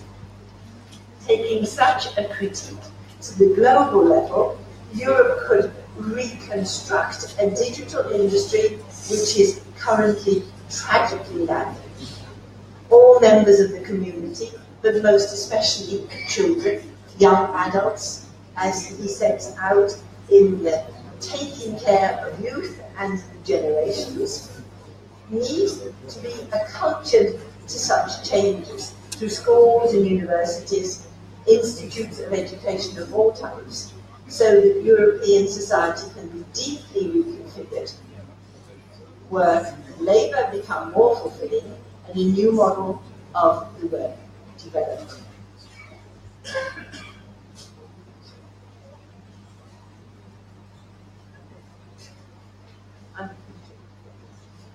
Stiegler's contribution to our discussion mirrors Murillo's in that he constantly returns to Greco-Roman sources for inspiration, illustration, and deploying new vocabulary for new concepts. He exploits all the resources of his education, his cultural, historic background, to formulate perhaps an ideal land for the internet or World Wide Web, which will be instrumental in a new age of light, a new enlightenment, while formulated Eurocentrically and deeply anti-US. In spite of this, he highlights its enormous potential for further exploitation as a resource not only for publication, but also for the furtherance of democracy. His concern is generally expressed on a more personal, individual level, and both writers, philosophers, express the need for greater individuality, a sphere of human respect, and acknowledgement. Stiegler's special project, or social project, rallies for new European enlightenment. What happened to the rest of the world as concerned? Murillo's appears initially to be a personal struggle with God or man at its centre. In project form, it nonetheless considers the many homeless, stateless people throughout the world. This in conclusion, we ask, will Stiegler's new enlightenment, the care spent on education, the novel attitudes to work, the new web model, exploit research for a better tomorrow? Well, it aims to do so, doesn't it? As do the critical writings and core projects Murillo is working on, for they address needs and desires engendered by the new technologies themselves. Yet, just these technologies, the very concept of speed they have formulated, the all-pervasiveness of cyber surveillance, info-war, are still in place and continue to be used and to develop in real time.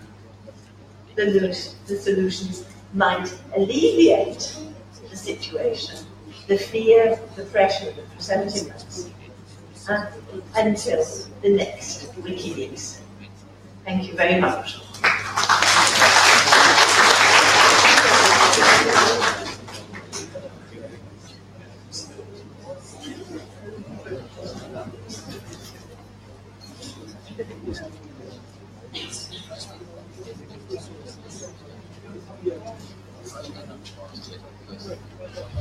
Thank you very much, Nalan.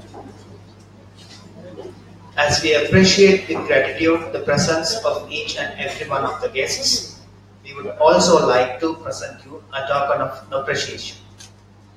First, we kindly invite Dr. K.E. Karnakaran, Deputy Vice Chancellor, Eastern University, Sri Lanka, to present a souvenir to Honorable Chandrasekhara Rohita Bandara Bogalama, Governor, Eastern Province.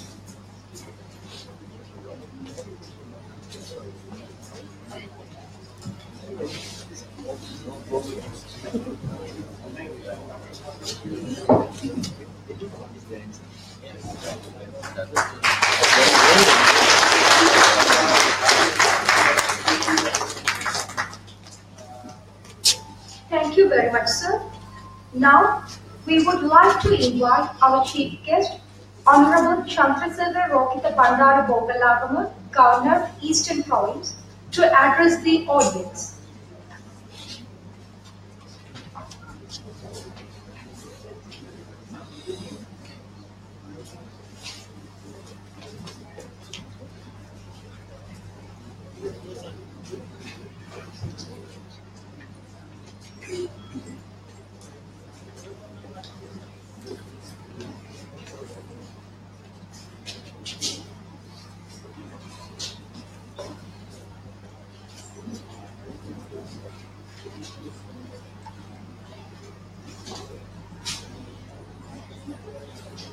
Reverend sirs,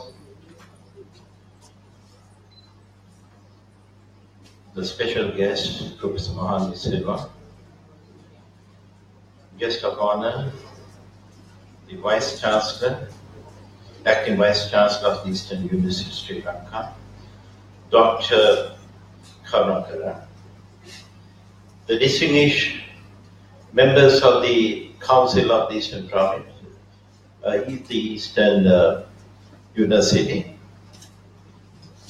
the officials, the secretaries of the ministries of the Eastern Provincial Council, the academia present here, the vice chancellors who are visiting us in the East today, the distinguished invitees, members of the faculty, the students, ladies and gentlemen.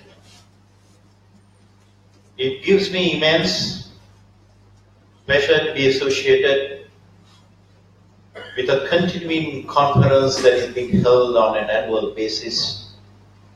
Today we are having Trinco 2017. It's been held in Trincomalee, particularly in the Eastern Province. Gives me immense pleasure to welcome both the organizers having done this so well and the visiting guests who are visiting us in Trincomalee today. The uniqueness of this opportunity also reflects in the topic that has been selected for today. That is being exploiting the resources for a better tomorrow.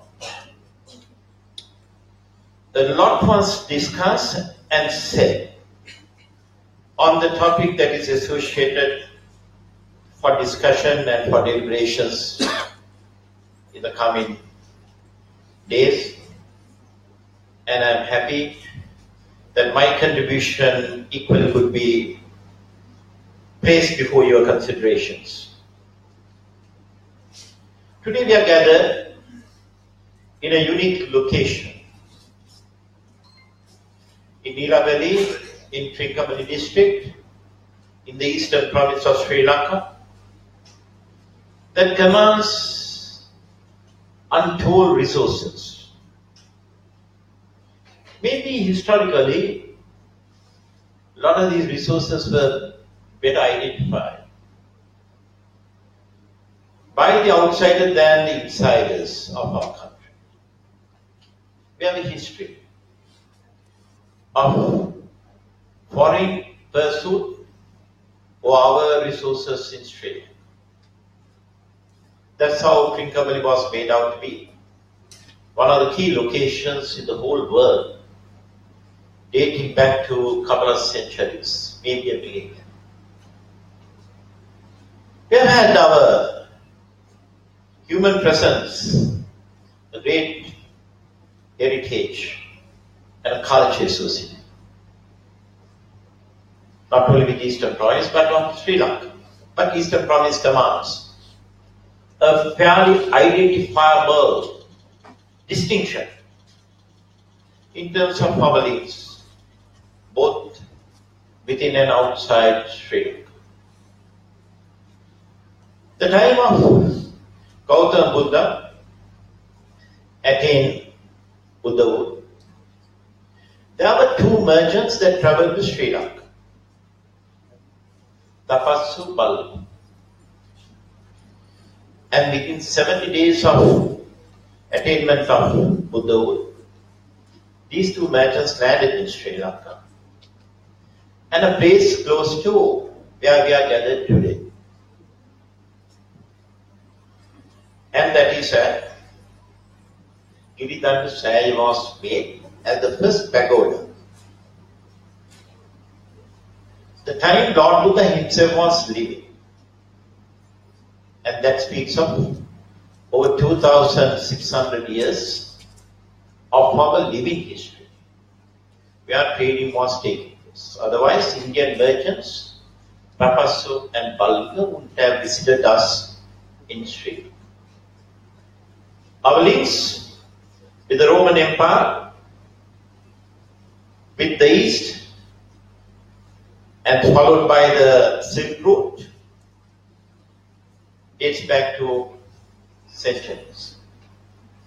The Portuguese, the Dutch, followed by the British, strategically located and saw Sri Lanka through the eyes and through the locations of the East. The East India Company passed hands from the Dutch, virtually that nearly went to the French, and thereafter it came to the British. The First and the Second World Wars. Still there's evidence of the Japanese bombing in Trincomalee, where the tank farm, where the suicide Japanese airmen jumped into the tanks located in China. Now that speaks what we stand for. And the Eastern Province, we have a population of 1.6 million people, commands a landmass of 1/6 of Sri Lanka, and with the largest seafront of 440 kilometers. The distances amongst the three administrative districts are far more than the distance I take to travel to Colombo from Trincomalee on a given route. We travel 350 kilometers to the next administrative district in Ampa. And Colombo is only 270 kilometers. So our distances are, and our resources are equally spread right across. We have an inland land mass, water mass alone, water body, of more than a couple of countries put together in the whole world. 760 square kilometers of our water bodies within the Eastern Province alone. And that's where we begin the story of the Eastern Province. And in terms of today's subject matter, I'm particularly happy that the Conference of International Links and Presence is being hosted at the Nillaveli, our Eastern University campus.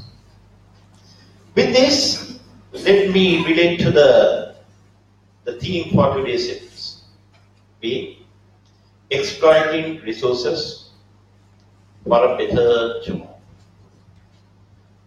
The distinguished speakers that addressed you before talked on several aspects associated how resources can be developed and the definitions associated with them. I like to depart a bit from what has been said. Resources, what we lack is in terms of not seeing them, but not being able to identify. This is the greatest irony a developing country like us has faced over the past several decades. Where do we stand when we are governing as an independent country? Have we identified our resources rightly and properly? Exploitation is the second phase after this prerequisite of identification. What we call our resources as of Sri Lanka. I believe the human resource comes first and foremost. And with that, we have the land and the sea that we can command the associated development for greater use of our, for the human prosperity, for the national prosperity, for greater growth in our economic pursuits. The task-centric approaches that are needed. We had certain periods under disturbances due to a political lacuna. We had a situation through which extremism got built up that led to terrorism. It took a long time for us to counter them, to bring about normalcy, and we paid a price for it. Though the period associated with our counter-terrorism is past, we still need to address the fundamental needs of our people through what we have in hand. That is where the theme of this conference once again becomes relevant to us. How do we develop from where we are? I like to place the story of the Eastern Province as a case study for the academia to put your minds together and deliberate on these factual issues that confront our society and that of our people. Confronting them on a daily basis, lack of opportunity. In terms of education, why do I call it lack of opportunity? We have the chairman of the University Grants. You have provided immense support to the university development in this country. We want that to continue. But let us look at the primary, secondary education levels. In the Eastern Province, we registered the 9th position out of 9 places in the country. These were the emphasis is now being put. We have made the changes where it belongs, and the changes shall continue during my governorship at all sectors of the public service that is meant to cater to the well-being of our people only, that being the task. And that being so, we have got 1,200 schools taking care of our students in the Eastern Province. Our public service budget for salaries alone is 16 billion rupees for a year. We pay 35,000 public servants and still more to be recruited, another 4,000 cadres found in the cadre vacancies. But out of the 36,000 we pay, we have got nearly half of them are in the teaching position. Now that investment, how many people have entered our universities? The vocational trades in Sri Lanka or overseas, and their own pursuits in terms of entrepreneurship. How many of them have come into streams where the income is coming to their hands, to the households, We register high numbers in terms of unemployment. Officially, we call it 6, but when I go to Bataclo, they say it's nearly 20-30% unemployed.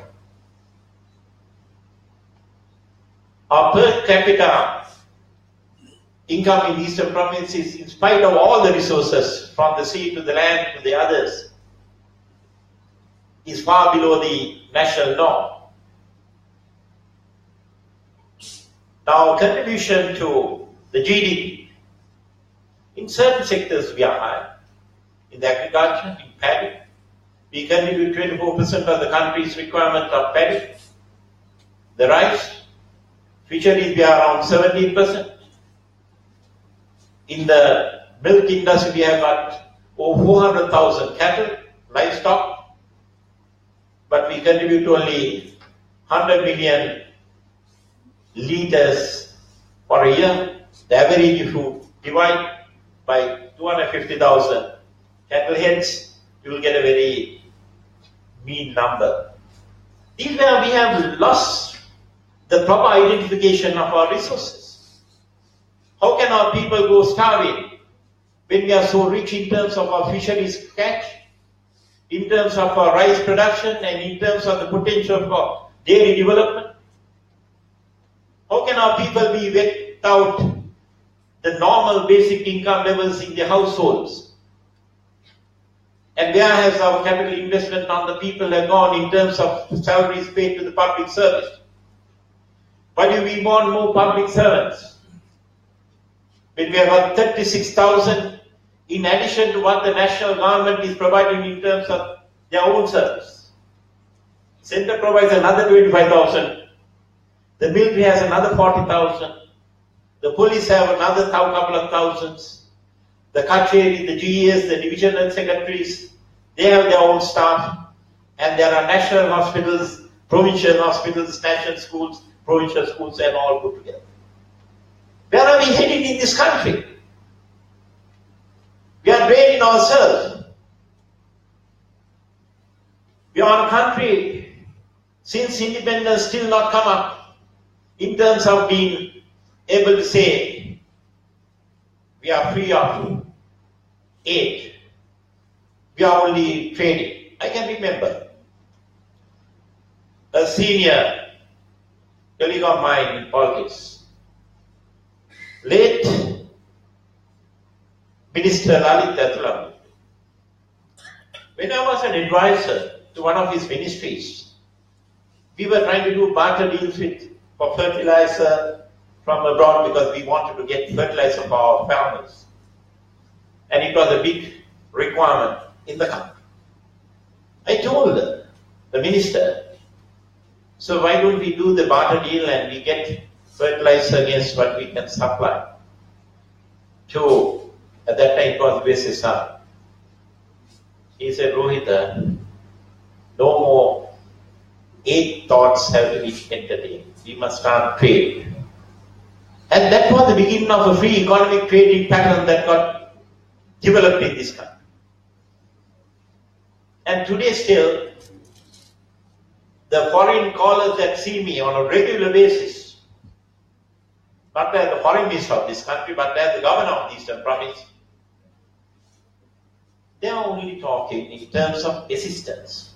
And we are also talking in terms of receiving aid. Even for a school building, there has to be aid.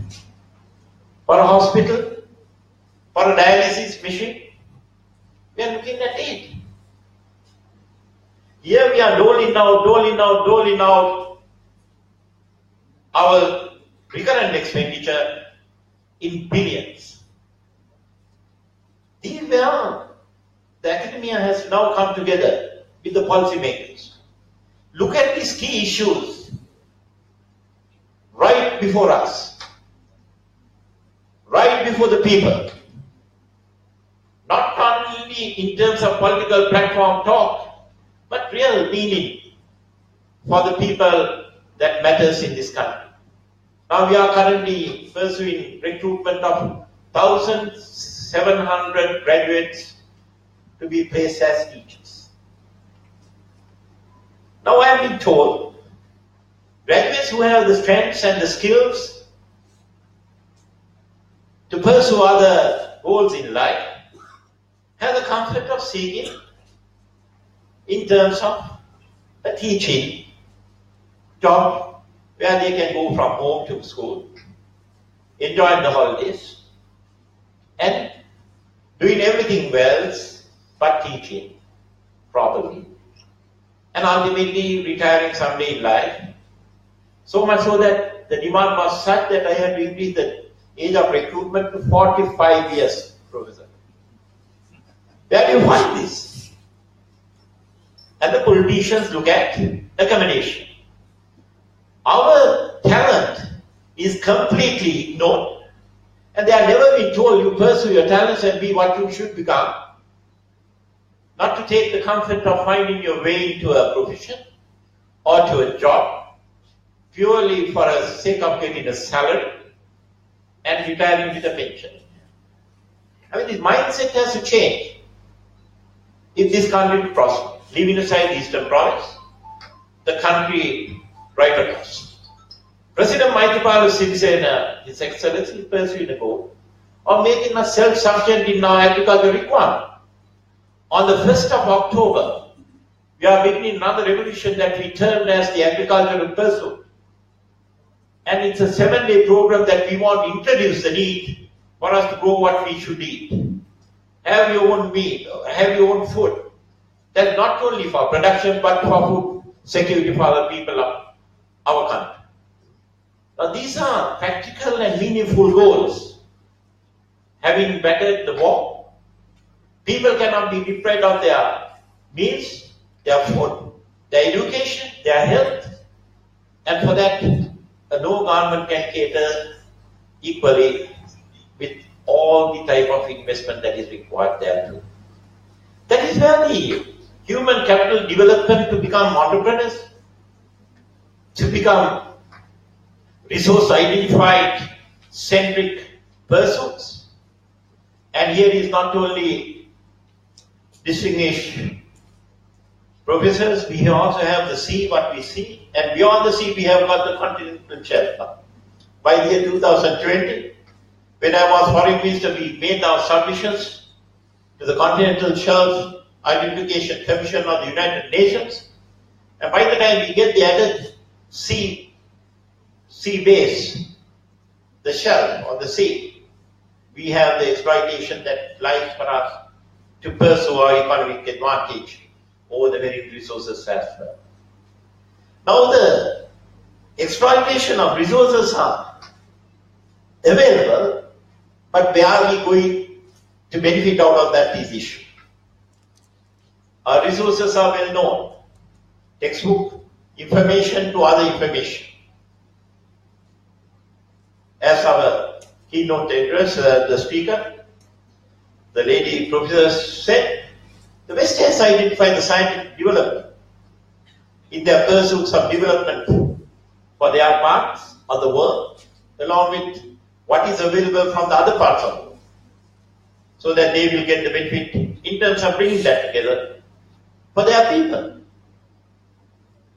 We must complement those pursuits of scientific discovery to greater advancement in terms of technical engagement to get the best of what is available. Now we are in the Eastern Province. The sun is shining throughout the day very well, but I still have not seen the solar power being used. Not even in your university campus, not even in the governor's residence, not even in the governor's office. We are now trying to bring LNG to the Eastern Province. And with a colossal investment, it's a good thing.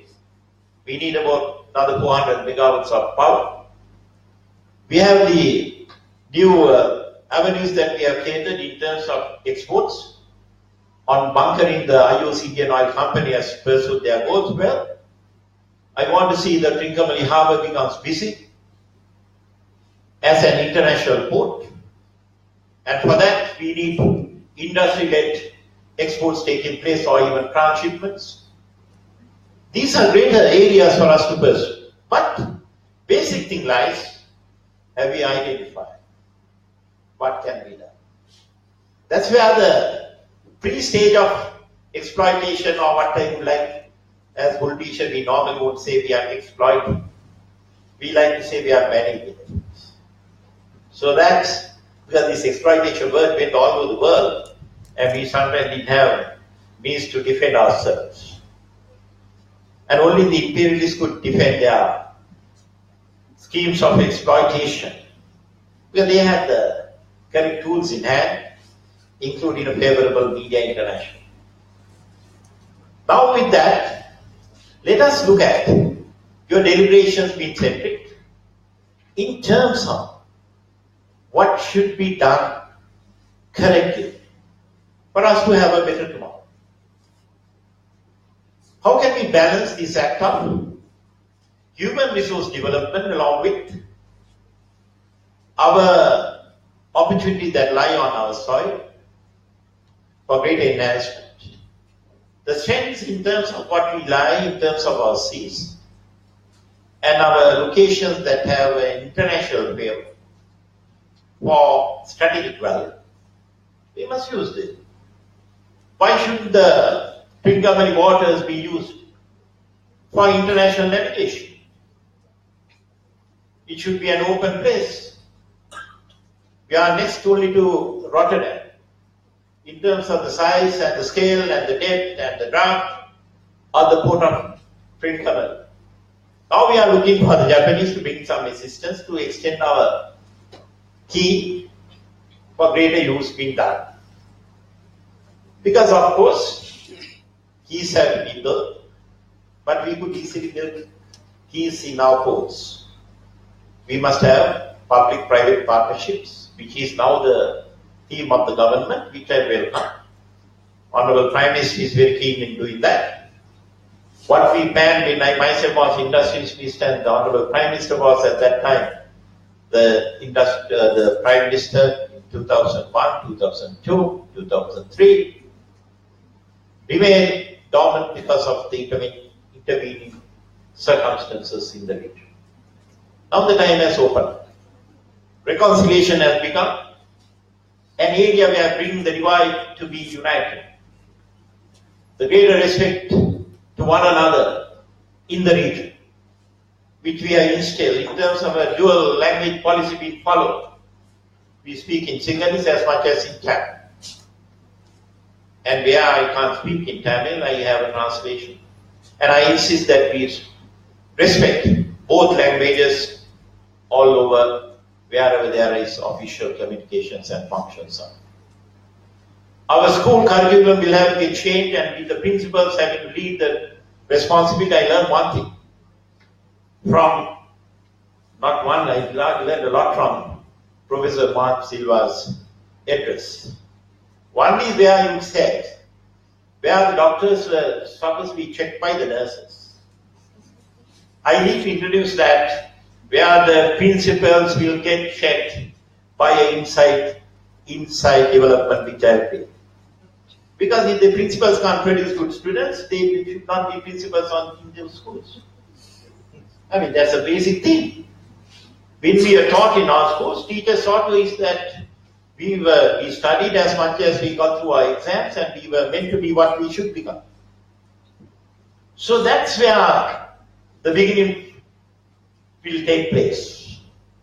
And we have the unity in terms of our society. There's an important factor where the Eastern University could always reflect in terms of our political leadership representation. We have the Muslim leadership, we have the Tamil leadership, we have the Sinhalese leadership, all working together in one administration. That's what is unique in the Eastern Province. There's no other province as like the Eastern Province of Sri Lanka. Where the Northern Province is dominated by one race. The Southern Province dominated by one race. Most provinces are dominated by one race, but Eastern Province has the equality of all races being represented and respected by one another. And the administration comprises in terms of all concerns being brought to book in terms of what has to be delivered for the benefit of the people. Because we represent the people. We don't have an issue in terms of what their color or creed or race, or communities. We are need for everyone to be catered to. That is why I like the theme of your conference, be it exploitation or management of resources for a better tomorrow. So these are areas that I thought is fit for us to share my own experiences here. And I welcome international conferences in the Eastern Province. And let us see when you are hosting the next such conference, so we could be part of it and we could share our own experiences. And I would like to invite a theme being adopted, what East can do, by the Eastern University. Let the Vice Chancellor make a note of that, and let us have an international conference devoted on that, what the East can do. But the East reflects Sri Lanka well in terms of our ethnic representation and the need for harmony. If we do it right here, as Professor Mohan Silla went on to say, do what you can do right. And it must be task-centric. Second thing that we have learned. I am happy that my permanent secretaries are all here today, so that they can take this message, not my message, coming from the distinguished academia that has contributed well at this conference today. So with these words, let me wish many more happy returns for 2017 or Trinco 2017, followed by next year and the year after, and many more such events to come, and also a special welcome to the distinguished visiting professors and academia from overseas to be gracing us at this venue as much as in the Eastern Province. A lot you can see. Right across you have one of the famous beaches in the whole world, Nila Valley. And if you want surfing, you can go to Arugambe, second world's best surfing spot for sea surfing. And also enjoy your stay here with the hospitality, I'm sure, will come from the rector, who has put a lot of effort in bringing everyone together at this conference today. And wish you all the very best. And thank you very much for inviting me to address you today. Thank you.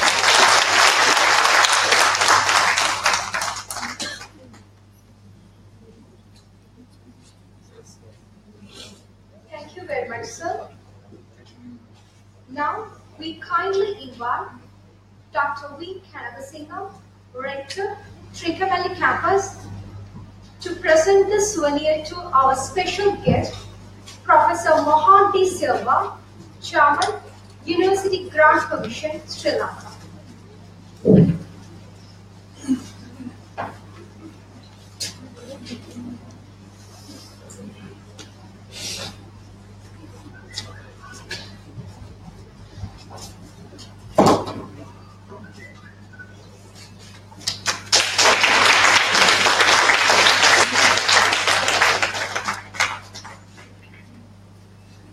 Thank you very much, sir. Research is conducted to identify problems or not to find answers to uncertainties. It also aims to use the best method to solve problems, whether or not experiments are conducted. The most important factor that should be highlighted is that results of research should benefit the community.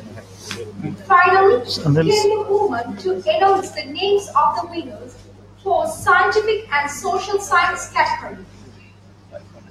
According to the scientific category, the Best Researcher Award 2017 from Trincomalee Campus staff goes to Mr. N. Mukundan, Department of Physical Science, Faculty of Applied Science, Trincomalee Campus. Will be awarded by Professor Mohan D. Silva, Chairman, University Grant Commission, Sri Lanka.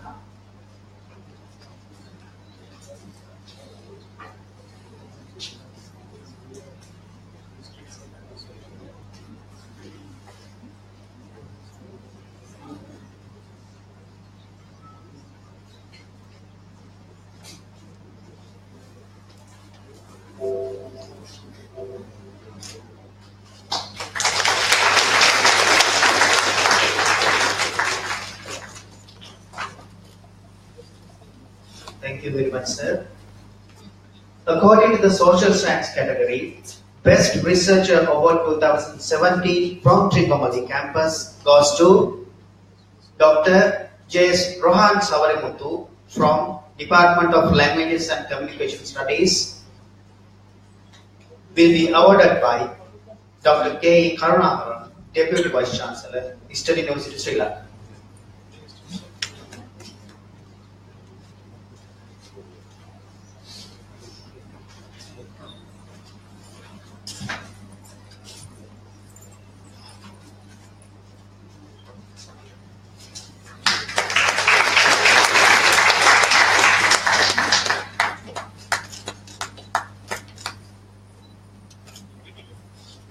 Thank you very much, sir.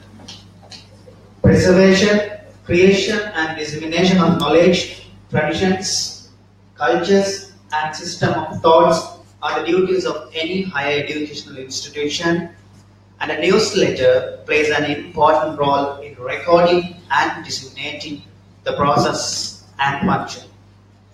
The voice of Trincomalee campus. Newsletter is the first of this kind here for us at Trincomalee campus, and it marks an important step towards the pragmatic development, creating a paradigm shift, since everything in the campus will be documented from now on. The release of the Voice of Trincomalee campus newsletter is welcomed, and the first copy will be received Honorable Chandrasekhara Rohingya Bandara Bogolagama, Governor Eastern Province, by Dr. V. Kanagasingam, Rector Trincomalee campus.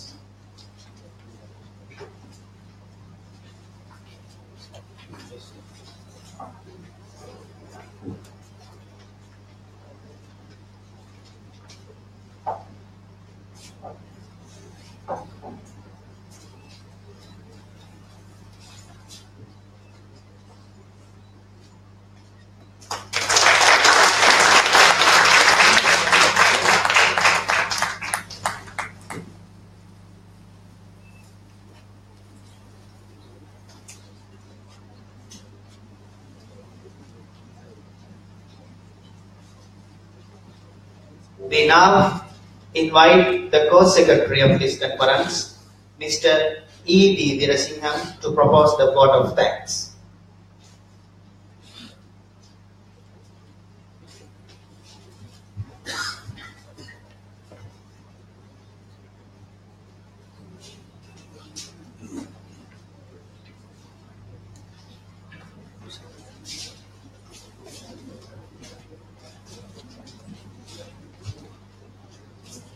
Good morning to one and all present here. As a co-secretary of Trinco 2017, the mantle has fallen on me to say thank you, and I take this as a privilege. First and foremost, I thank God for the blessings showered upon us throughout this research endeavor. On behalf of the organizing committee of this second International Research Conference at Trincomalee campus, I would like to express my sincere thanks to our chief guest, Honorable Chandrasekhara Rohingya Bandara Bogolagama, the Governor of Eastern Province. Sir, thank you for gracing this occasion with your presence. It was very graceful of you to spare the time with us. And I am sure that your speech has ignited the initial sparks and has set the framework for the theme of this conference. Thank you, sir. My thanks also goes to our special guest, Professor Mohanty Silva, the Chairman, University Grants Commission of Sri Lanka. Sir, I am assured that your presence with us here has enlarged the magnitude of this event. Thank you so much, sir, for making yourself available on this day. I thank our guest of honor, Dr. K. Karunakaran, the Deputy Vice Chancellor of Eastern University, Sri Lanka. Thank you, sir, for joining us on this day and also for conveying the greetings from the Vice Chancellor of Eastern University, Sri Lanka. I am thankful to our keynote speakers, Professor Dr. N. Panjanathan from the Annamalai University, India, and also Professor Dr. Josephine Barbara Kenworthy from University of Freiburg, Switzerland. Thank you, sir and madam, for the key messages that you already shared and also you will be sharing. And I hope that each and every presenter who has come with their research papers in hands will be able to take up the initial start that we will be giving. This inaugural session will be followed by a very interesting scientific dialogue on one of the very important and burning issues of our country, and that's graduates' employability, the challenges and prospects. I'm very proud to have a group of academics and experts from the industry who will be joining in this scientific dialogue. I thank Dr. J.L. Ratnasekara, the Vice Chancellor of Uvavellisa University, Sri Lanka, who is already present here and who will be moderating the scientific dialogue. He'll be joined by the speakers at the scientific dialogue, Professor S. Sri Satgun Raja, Dean, Faculty of Technology, University of Jaffna, Professor P.M.C. Tilakaratna from the Department of Accountancy, University of Kelaniya, and Mr. Bradley Emerson, Executive Director, Imperial Institute of Higher Education, and also the former Regional Director of SEMA, Sri Lanka. Thank you so much for making yourself available on this day, and we hope that out of the scientific dialogue that we'll be able to arrive at some amicable solutions for this burning issue of this country. I cannot forget to thank in advance the session chairpersons who are going to play a vital role in this research conference. They will be evaluating each and every presentation of each and every researcher, and their evaluation and their comments are going to become the backbone of the success of this research conference. So I thank each and every session chairperson who have made them available on today and who will be joining us tomorrow. I especially want to thank, again in advance, the facilitators of the valedictory session, Dr. K.S. Dhammika from the Department of Human Resource Management of University of Kelaniya, and Dr. K. Arulanandam from the Department of Primary Health Care, Eastern University, Sri Lanka. They are going to make an immense contribution, and they will, by the evaluation they'll be making, and that would show the result of this conference and will measure the success of this research endeavor. I want to thank our Vice Chancellor, Professor T. Jayasingham, the members of the Council of Eastern University, the members of the Senate of Eastern University for their support and contribution, and also for being the main sponsors of this research conference. I would also want to thank and remember the partial sponsors, that is Bank of Ceylon and People's Bank. Thank you, remembering them with gratitude.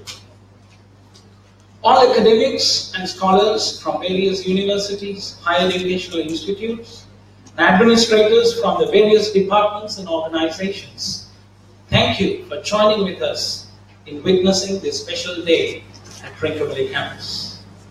All deans of the faculties, heads of the department, executive staff and non-academic staff of Eastern University, Sri Lanka, thank you for being present here.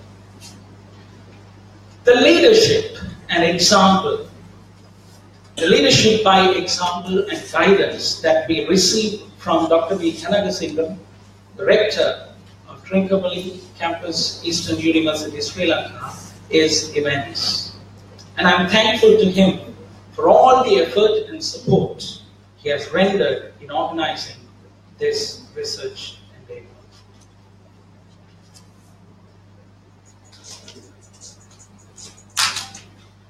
My special thanks goes to our co-chairs, Dr. Mrs. V. Bhagiradan and Mr. Bhaskar.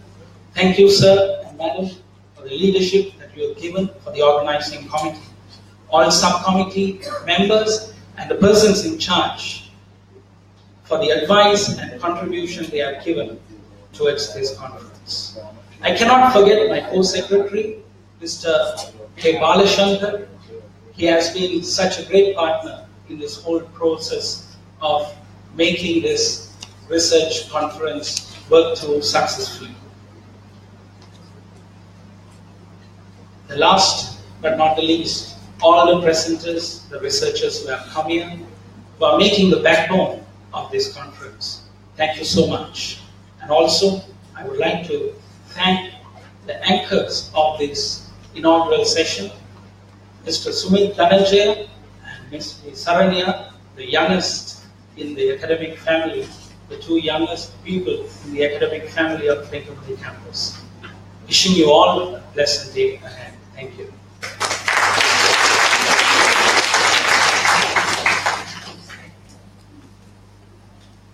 Thank you very much, sir. Let us all rise for the national anthem.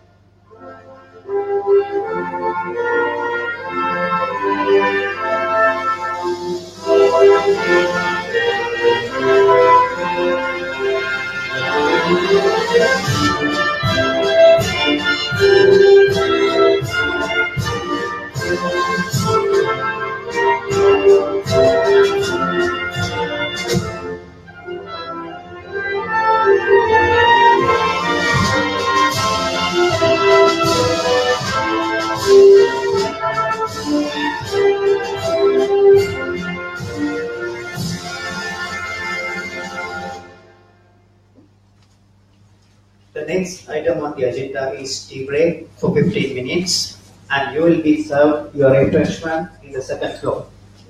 After the tea break, you are again most welcome to be seated here for the scientific dialogue and the second keynote speech. Thank you very much.